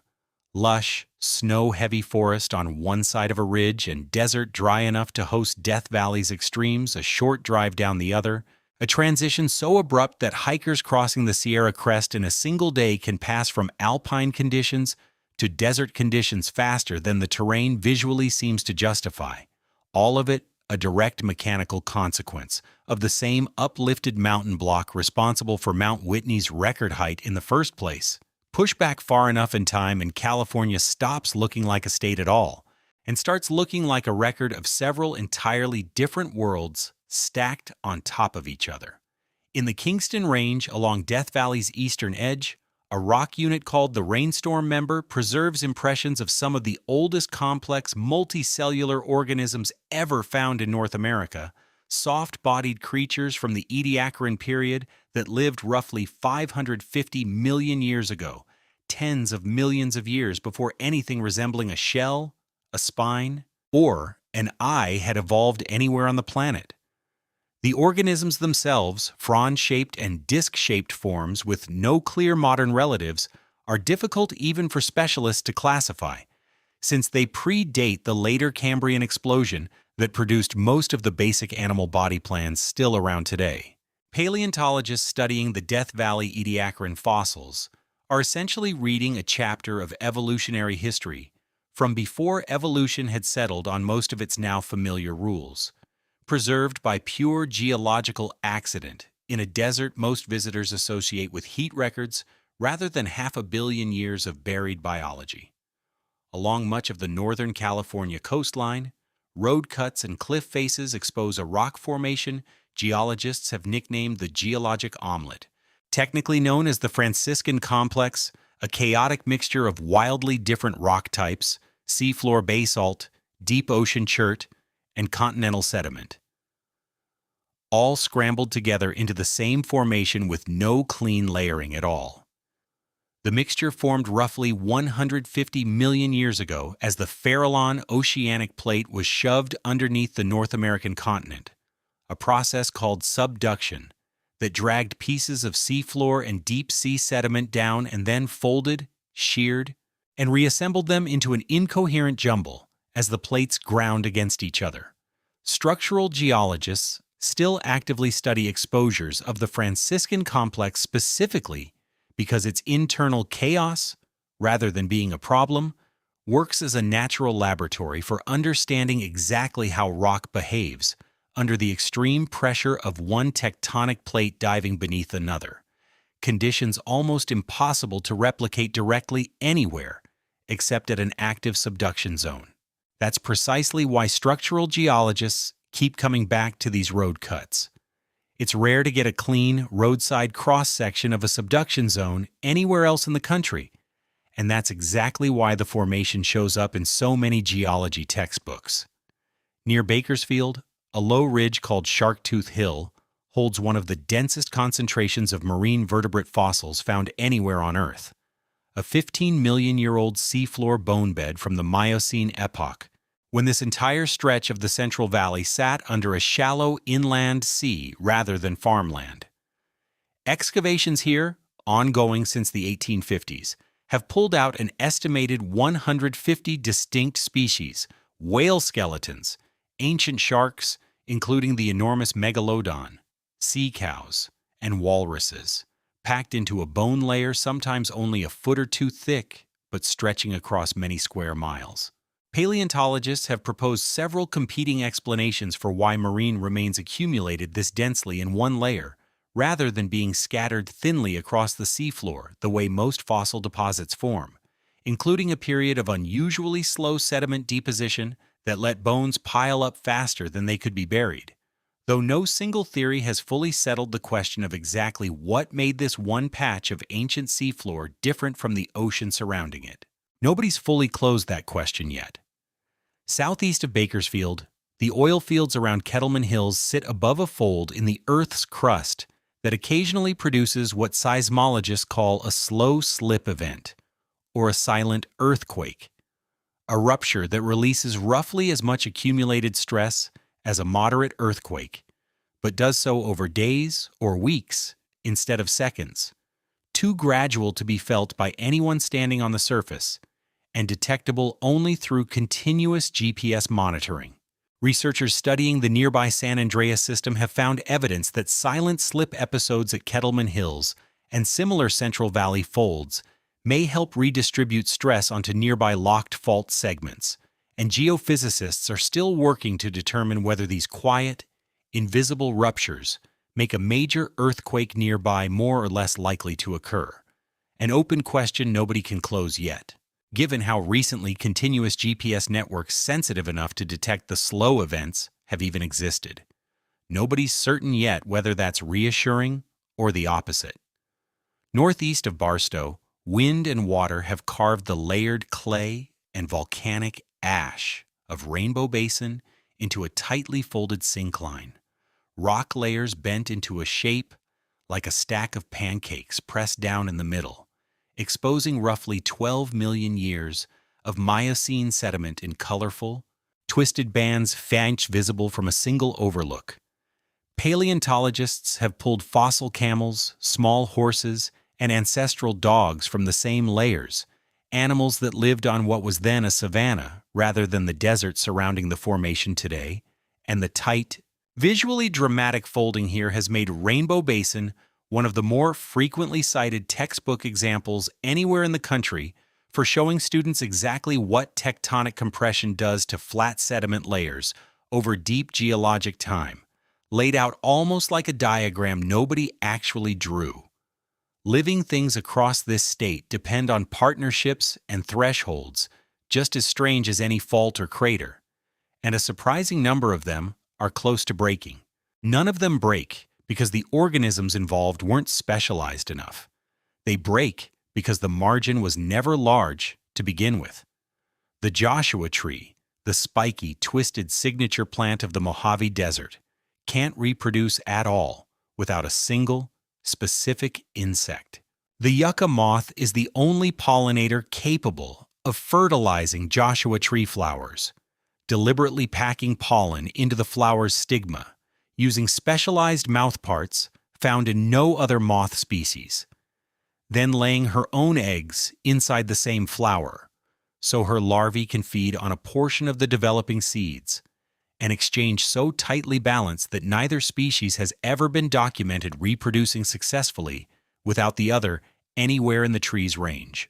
Research led by ecologist Cameron Barrows and colleagues studying Joshua Tree National Park has found the trees are already failing to establish new seedlings across large sections of the park under current warming trends, since the narrow window of temperature and rainfall both the tree and its moth depend on is shifting faster than either species can track, raising a question researchers haven't come close to resolving: whether the species anchoring the entire park's name will still exist inside its own namesake park within the lifetime of a child visiting today. Park biologists don't sound especially confident when asked. On the western slope of the Sierra Nevada, giant sequoias, the most massive living trees on Earth by trunk volume, depend on fire in a way most plants would find fatal. Their cones stay sealed by resin for years, sometimes decades, until intense heat melts the resin and cracks them open, a trait called serotiny, meaning the tree has evolved to release most of its seeds specifically in the aftermath of the exact event that could otherwise kill it. For most of the last century, Aggressive fire suppression policy across California's national forests kept that natural cycle from happening at the scale sequoia groves actually needed, letting dense undergrowth accumulate for decades. When the 2020 Castle Fire and 2021 KNP complex and Windy fires burned unusually hot through the southern Sierra, National Park Service researchers documented the deaths of an estimated 13 to 19% of the entire world's mature giant sequoia population in those 2 fire seasons alone. Trees that had survived thousands of years of previous fires, killed by blazes burning far more intensely than anything their fire-adapted biology had evolved to expect, a direct consequence of exactly the fire suppression policy that was originally meant to protect them.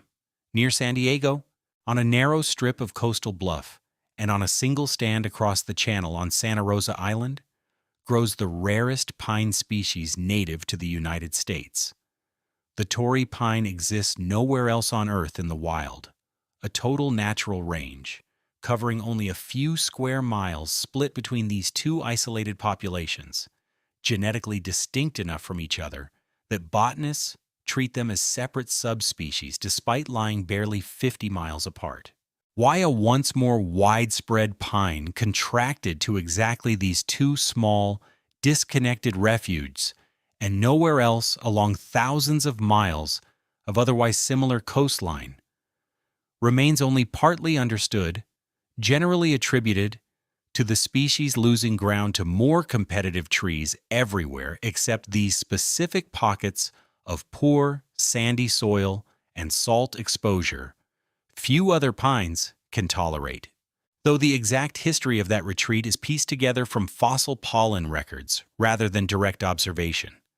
Scattered across specific patches of California's coastal ranges and the Sierra foothills, an unusual rock type called serpentine, rich in magnesium and heavy metals like nickel and chromium, but almost entirely lacking calcium, creates soil most ordinary plants can't survive in at all. Botanist Arthur Kruckeberg spent much of his career documenting how a distinct community of specially adapted plants, many found growing nowhere except directly on top of exposed serpentine outcrops, has evolved specific biochemical tolerances for the metal toxicity and nutrient imbalance that keeps ordinary competing vegetation away entirely, effectively turning geologically ordinary hillsides into biological islands.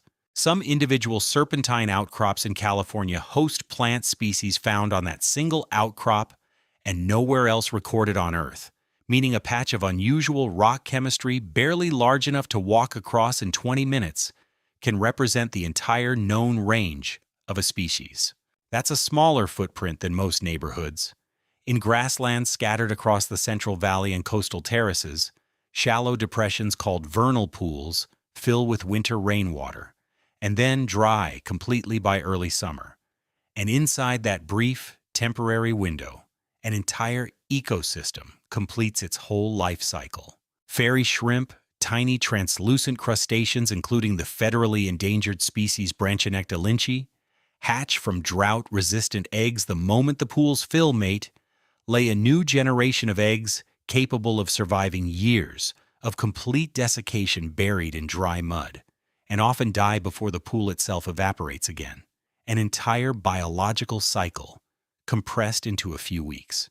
Because California has lost an estimated 90% or more of its historic vernal pool habitat to agricultural conversion and urban development since the mid-19th century, the remaining pools at sites like Jepson Prairie are treated by conservation biologists less as ordinary wetlands than as some of the most concentrated, time-limited habitat remaining anywhere in the state. An ecosystem that exists in full only during the handful of weeks each year when the ground itself agrees to hold water.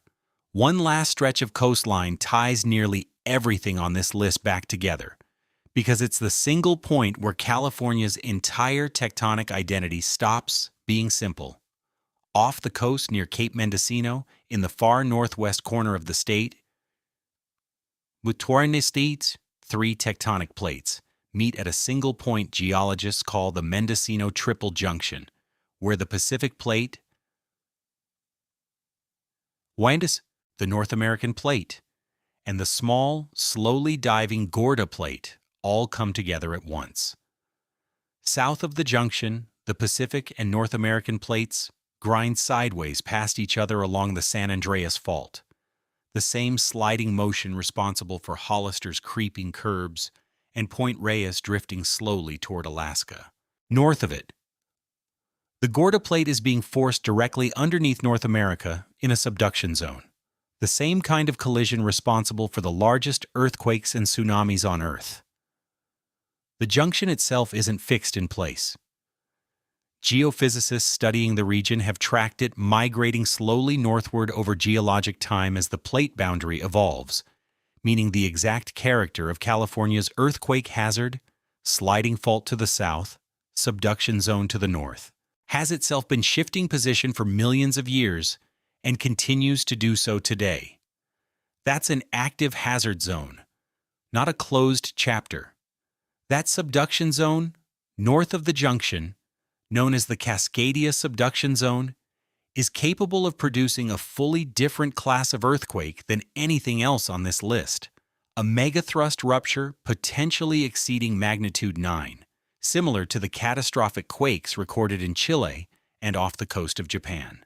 Unlike the well-documented historical ruptures along the San Andreas system, Cascadia hasn't produced a major earthquake since before written record-keeping began in the region, and geologists only confirmed its full hazard by cross-referencing native oral histories of a catastrophic nighttime wave with buried marsh layers and offshore landslide deposits, evidence assembled by researchers including Brian Atwater that eventually pinned the most recent Great Cascadia earthquake to a specific night in January of 1700, dated with unusual precision through matching tsunami damage recorded independently in Japanese coastal records the following morning.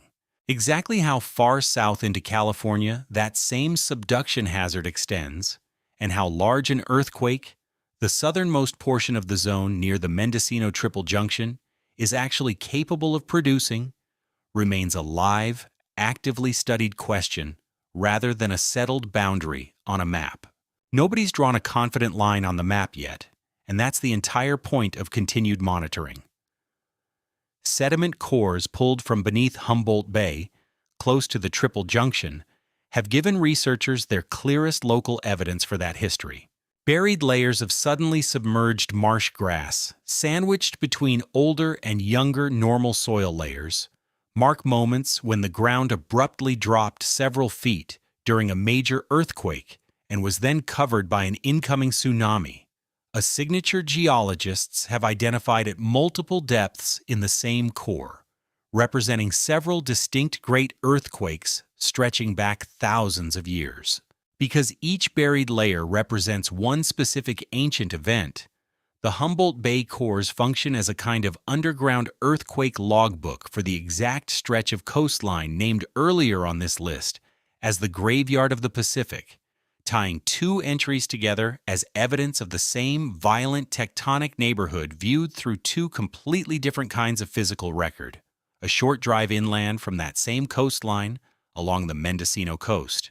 Marine terraces stacked one above another like a staircase record roughly 500,000 years of the land here being slowly lifted by exactly the tectonic forces still active offshore, each terrace representing an ancient shoreline, before the ground rose and the ocean carved a new one below it.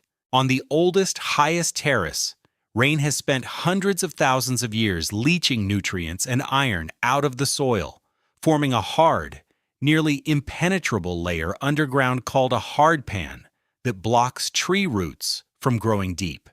The result, preserved today at Jug Handle State Natural Reserve, is a genuine pygmy forest where fully mature bishop pine and Mendocino cypress trees, some more than 100 years old, stand barely a few feet tall, stunted not by wind or cold, but by literally hitting a wall of ancient, nutrient-starved soil a few inches beneath their roots, a forest ecologists use as a textbook demonstration of what they call the ecological staircase, where a single uplifted coastline tells a single continuous story in soil chemistry, tree height, and shoreline age all at once. East of the Coast Range, Lake Tahoe holds a colder, quieter version of California's habit of preserving what falls into it.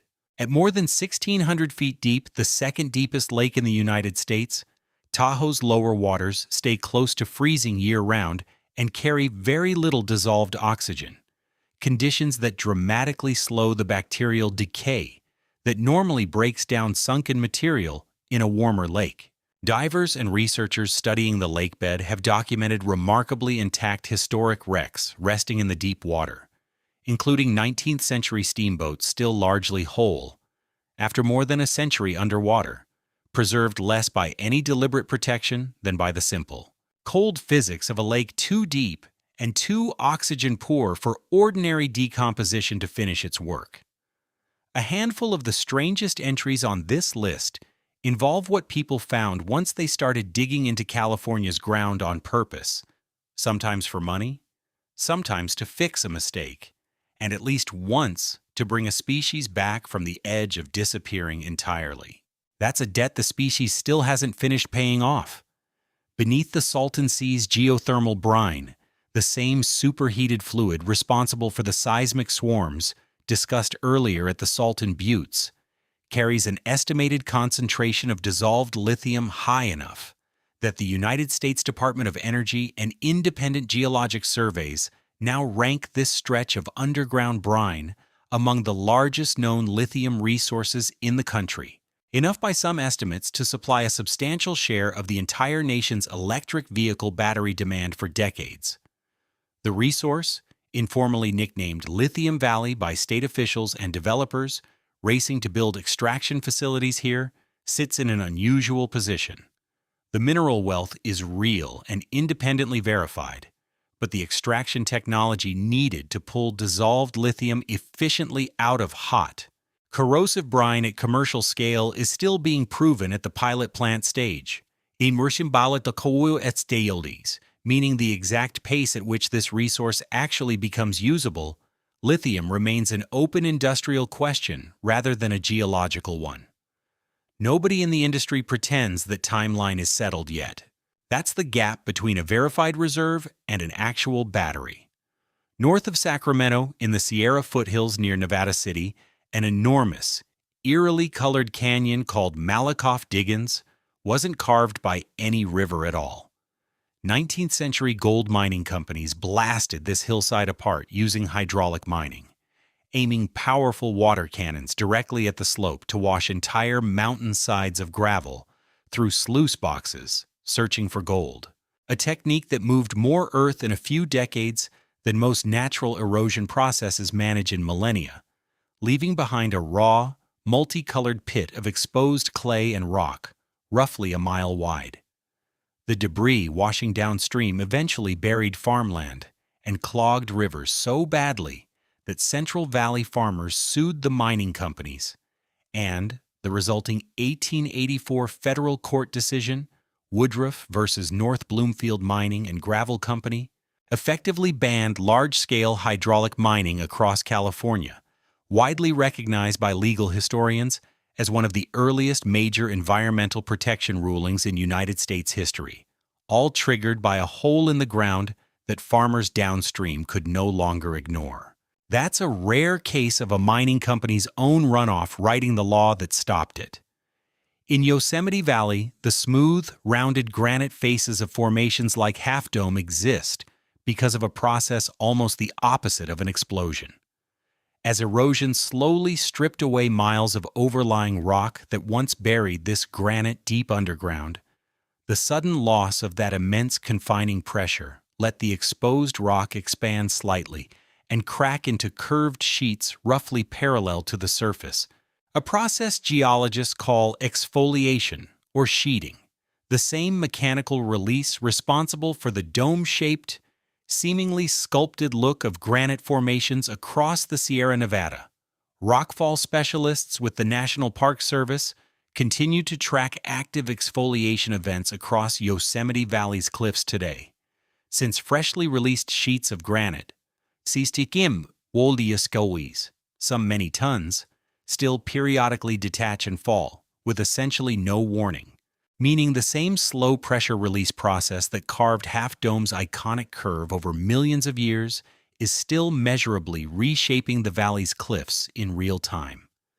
At Pinnacles National Park, the same volcanic spires split from Neenach and carried nearly 200 miles by the San Andreas Fault, now serve as one of only a few release sites in the country for California condors, North America's largest flying bird, brought back from the brink of total extinction after the wild population dropped to just 22 individual birds in the mid-1980s. Every condor now flying free traces back to that tiny founding population, bred in captivity and reintroduced starting in the 1990s, and biologists with the reintroduction program still track each bird individually using numbered wing tags and GPS transmitters, since the species remains dependent enough on direct human management, including regular blood testing for lead poisoning from scavenged ammunition fragments, that researchers describe the condor's continued survival less as a completed recovery than as an ongoing hands-on intervention with no confirmed end date. The species isn't considered fully recovered by any biologist still tagging its birds. That's not expected to change anytime soon. Near the small town of Olema, close to Point Reyes, a wooden fence sliced cleanly in half by the Great San Francisco earthquake of 1906 became one of the most reproduced photographs in the history of American seismology. The two halves of the fence shifted more than 8 feet out of alignment, where the San Andreas Fault crossed directly beneath it. Geologist Grove Carl Gilbert documented the offset within days of the earthquake as part of the first systematic scientific survey of a major American earthquake rupture. And the original fence line, though rebuilt many times since, is still marked today along the earthquake trail near the Point Reyes Visitor Center, letting anyone walk the exact spot where, in under a minute on an April morning, the ground moved further than most of California's slow, creeping faults manage across an entire human lifetime. A last cluster of California's strangest ground sits directly under some of its most famous engineering, proof that the state's geology keeps writing itself into structures nobody thinks of as geological at all. San Francisco's Marina District, built on rubble and sand dumped into the bay to create fairground land for the 1915 Panama Pacific Exposition, sits on exactly the kind of loose, water-saturated fill that behaves almost like a liquid once shaken hard enough, a process seismologists call liquefaction. When the magnitude 6.9 Loma Prieta earthquake struck in October of 1989, more than 60 miles south of the city, the fill beneath the Marina District briefly lost nearly all its solid ground strength, causing buildings to sink, tilt, and in several cases collapse entirely, along with a ruptured gas main that ignited a fire crews struggled to fight because the same shaking had also broken the water mains meant to supply their hoses. Older, naturally solid ground elsewhere in the city, standing the same distance from the epicenter, suffered far less damage, turning the Marina District into one of the clearest real-world demonstrations anywhere in the country of how much a structure's survival during an earthquake depends less on the shaking itself than on the specific, sometimes entirely artificial ground it happens to be sitting on. When engineers under Joseph Strauss began building the South Tower foundation for the Golden Gate Bridge in the 1930s, they found the bedrock at Fort Point wasn't the stable granite they had planned around, but serpentine, California's official state rock, notorious among geologists for fracturing unpredictably and losing strength when wet. Rather than press ahead on ground that could shift under the tower's enormous load, the construction team redesigned the foundation, reinforcing and in places entirely replacing the compromised serpentine before pouring concrete, a costly mid-construction correction that delayed the project, but that structural engineers still cite as the reason the bridge's south anchorage has never shown the kind of foundation movement problems serpentine bedrock is capable of causing elsewhere in the state. In February of 1971, Meme sa Riouts no Mainsbein, the magnitude 6.6 Silmar earthquake struck the San Fernando Valley and came close to producing a disaster far larger than the 58 deaths it actually caused.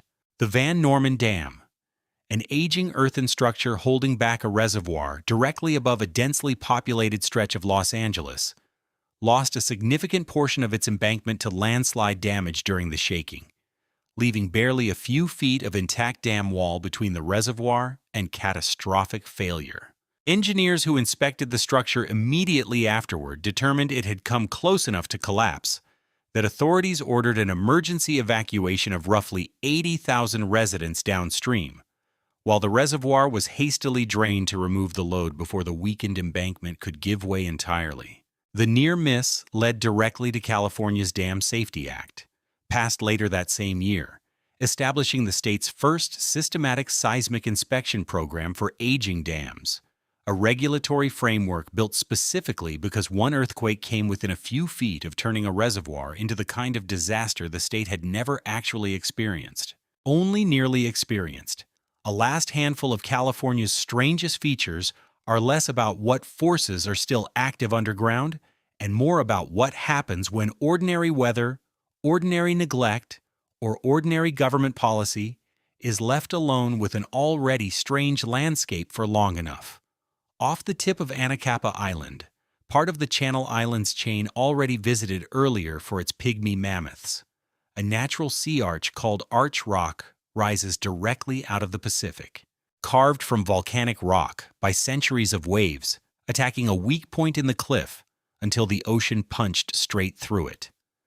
Coastal geologists monitoring similar arches along the California coast note that formations like this one are, by their nature, temporary on a human timescale, the same wave action that carved the opening continuing to widen it until the arch's roof eventually becomes too thin to support its own weight and collapses into a freestanding sea stack, a fate that's already overtaken other, less photographed arches nearby, leaving Arch Rock functionally on a clock nobody can set an exact date to. Nobody's willing to guess whether that's a decade away or a century. In the high desert east of the Sierra Nevada, the town of Bodie boomed to nearly 10,000 residents during a gold rush in the late 1870s, and then emptied out almost as fast once the ore ran thin, leaving behind roughly 100 remaining wooden structures that the state of California, when it took over the site as a historic park in 1962, made the unusual decision to preserve in what officials formally call a state of arrested decay, meaning buildings are structurally stabilized, just enough to keep them from collapsing entirely, but never restored, repainted, or refurnished. The high desert climate here does most of the actual preservation work on its own.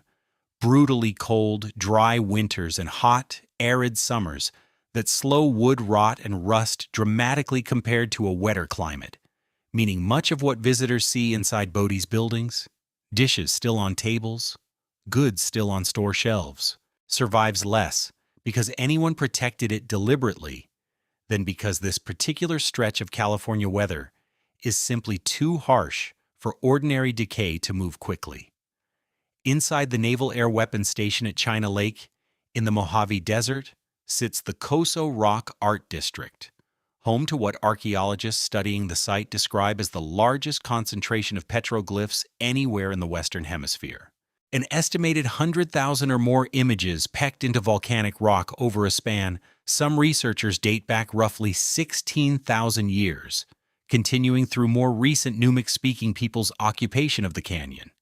Because the site sits inside an active military weapons testing range,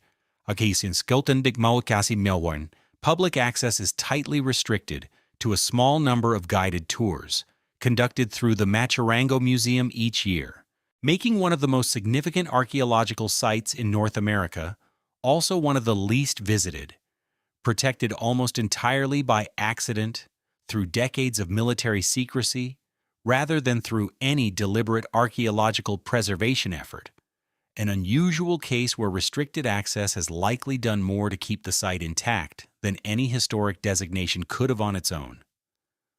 That's an odd kind of protection, but it's worked so far. Nobody's proposing a better alternative. Along the Big Sur coastline, Coespaus,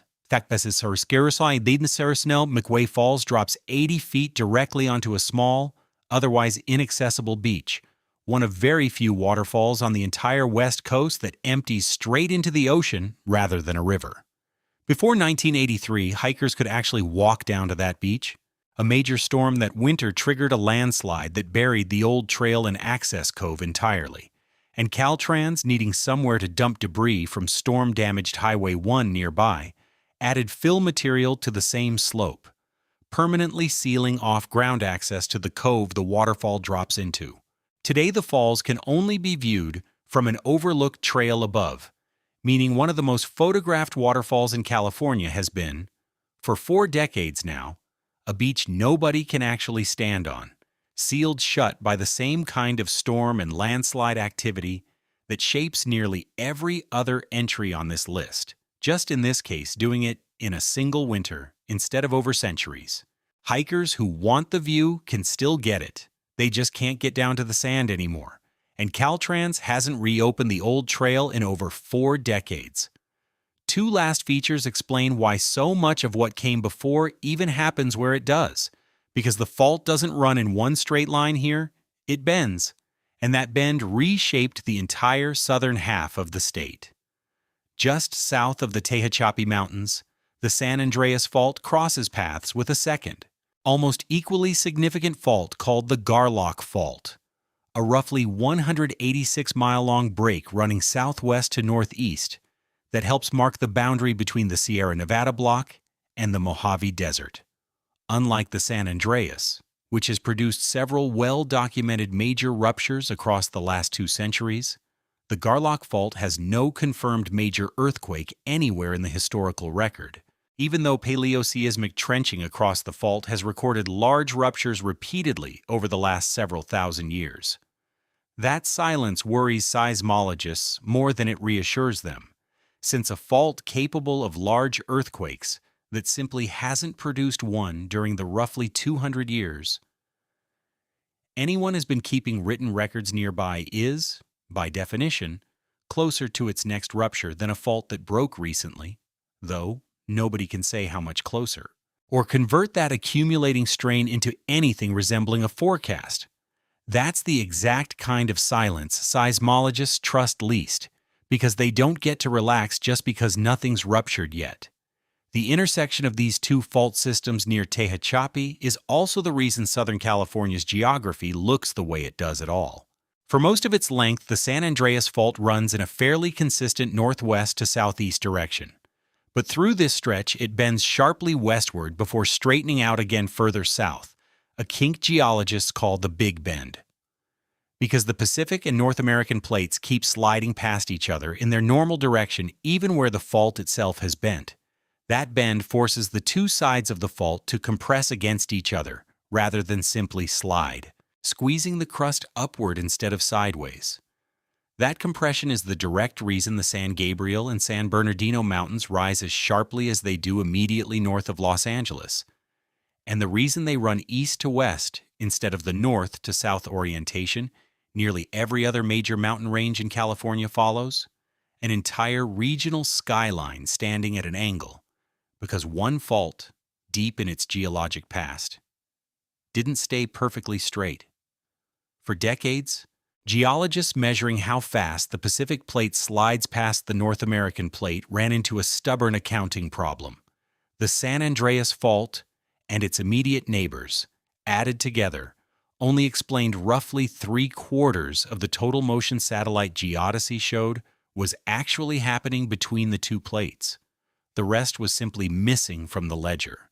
Beginning in the 1990s, researchers including geologist Sally McGill used dense networks of GPS stations scattered across the Mojave Desert to track that gap down to a broad, loosely connected web of smaller faults running east of the San Andreas through Owens Valley, Death Valley, and the Mojave, a system now called the Eastern California Shear Zone.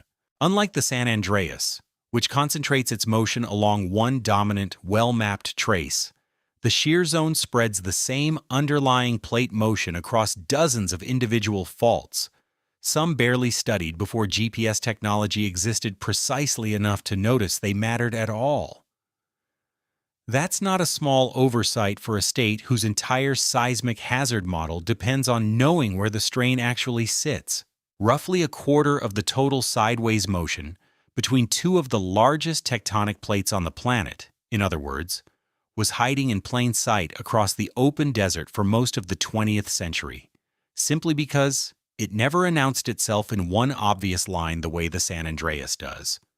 The shear zone stopped being a purely academic curiosity in 1992, when the magnitude 7.3 Landers earthquake ruptured through the heart of the Mojave along one of these previously underappreciated faults, followed 7 years later by the magnitude 7.1 Hector mine earthquake on a neighboring strand barely 20 miles away.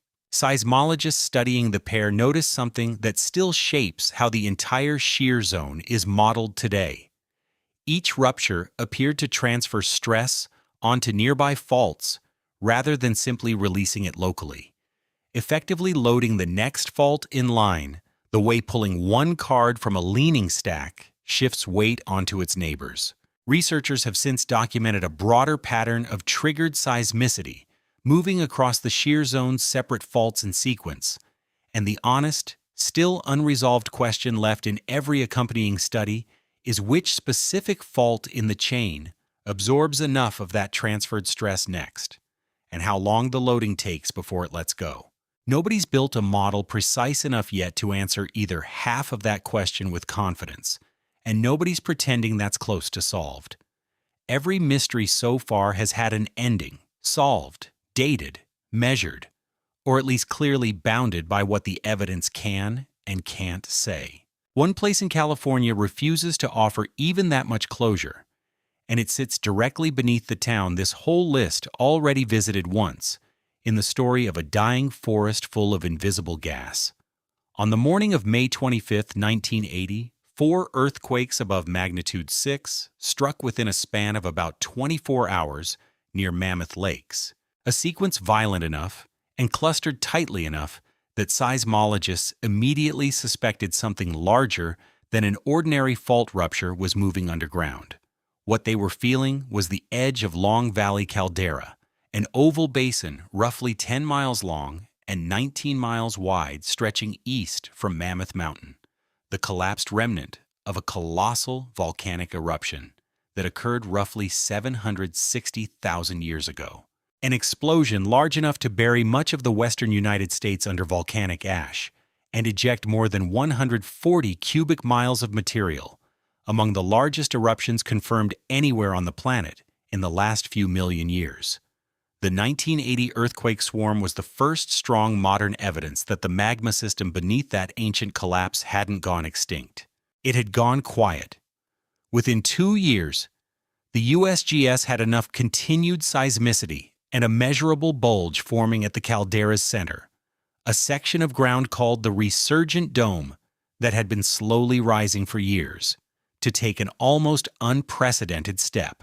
In May of 1982, the agency issued a formal notice of potential volcanic hazard for Long Valley, the first such warning ever issued for a United States volcano based purely on instrumental monitoring rather than an eruption already underway. The notice was intended as a routine scientific precaution. In Mammoth Lakes, a town whose entire economy depended on tourism and real estate, it landed like a verdict. Property values in the area dropped sharply within weeks, several planned developments stalled, and local business owners and property holders eventually sued the federal government, arguing the warning had been issued carelessly and had caused real, quantifiable financial harm to a community that had done nothing except happen to sit on top of a caldera nobody living there had chosen. The case, Mammoth Lakes versus United States, dragged through federal court for years before being resolved largely in the government's favor, but it left a lasting, uncomfortable precedent that the state's volcano scientists still navigate today. An honest warning based on real instrumental data can devastate a local economy just as thoroughly as the disaster it was meant to prevent, whether or not that disaster ever actually arrives. More than 4 decades of continuous monitoring since have only sharpened the uncertainty rather than resolving it.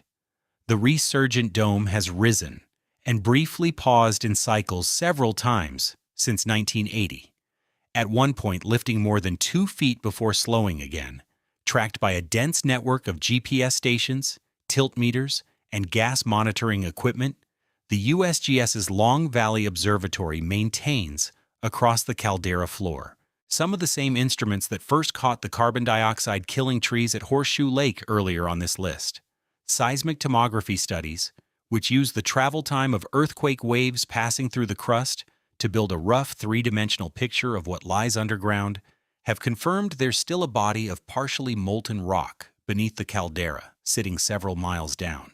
Though researchers disagree on exactly how much of it's truly liquid magma capable of erupting versus a mostly solid, crystal-rich mass that simply still carries residual heat. The Mono Inyo Craters chain, discussed earlier as one of the youngest volcanic features in North America, draws its magma from a related part of this same system, meaning the 650-year-old eruption at the southern end of that chain and the swelling ground beneath Mammoth Lakes aren't two separate stories, but two expressions of the same underlying reservoir, watched by the same instruments, and neither one comes with a timeline attached. What the USGS can say, plainly and with real confidence, is what the numbers actually show. The ground beneath the resurgent dome has risen by a documented, measured amount since monitoring began. The swarms of small earthquakes recur in identifiable clusters that correlate with periods of active uplift, and carbon dioxide continues to seep from the caldera floor in specific, mapped locations at levels dangerous enough that hikers are warned to avoid low-lying depressions after snowmelt, when the heavier gas can pool in hollows and displace breathable air without any visible sign it's there. What the agency has never claimed, and still won't claim, is a forecast. There's no accepted timeline for when, or even confidently whether, Long Valley erupts again. No instrument sensitive enough to convert decades of real, carefully measured unrest into a specific year. And geologists studying the caldera are explicit that the same signals, rising ground, clustered earthquakes, escaping gas, could just as easily continue for centuries without ever culminating in an eruption at all.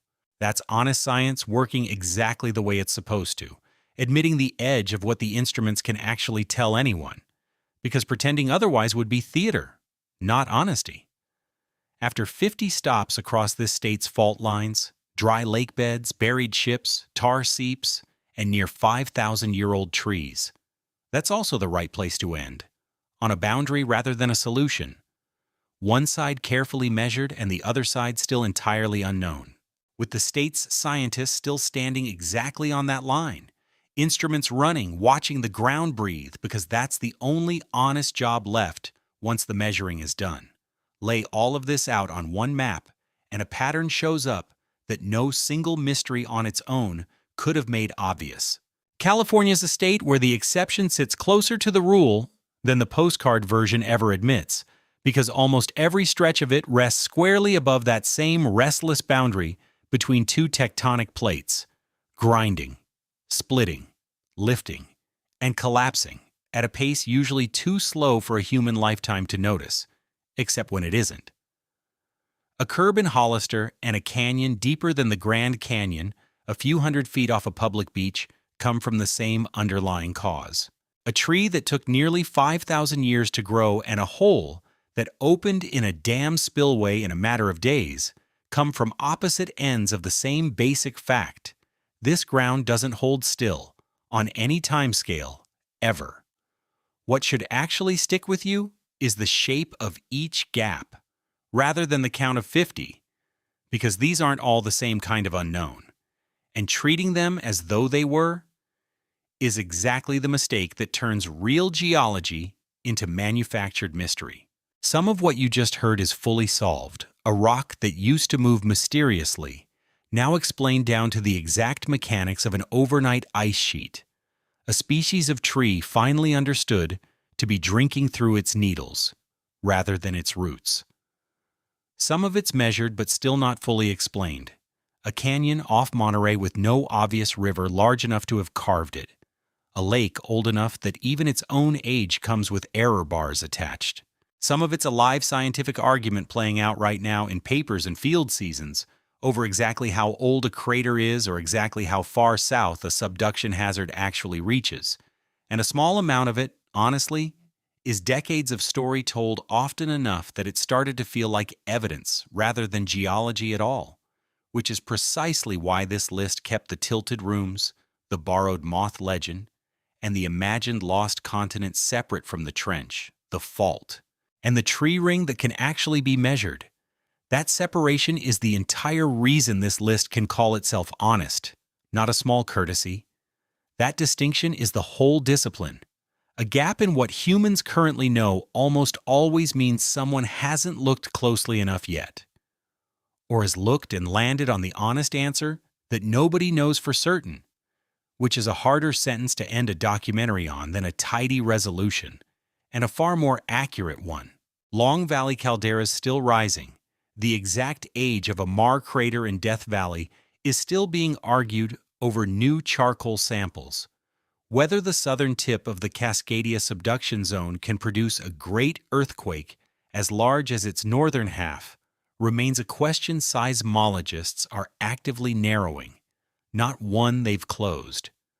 None of that uncertainty is a flaw in the research.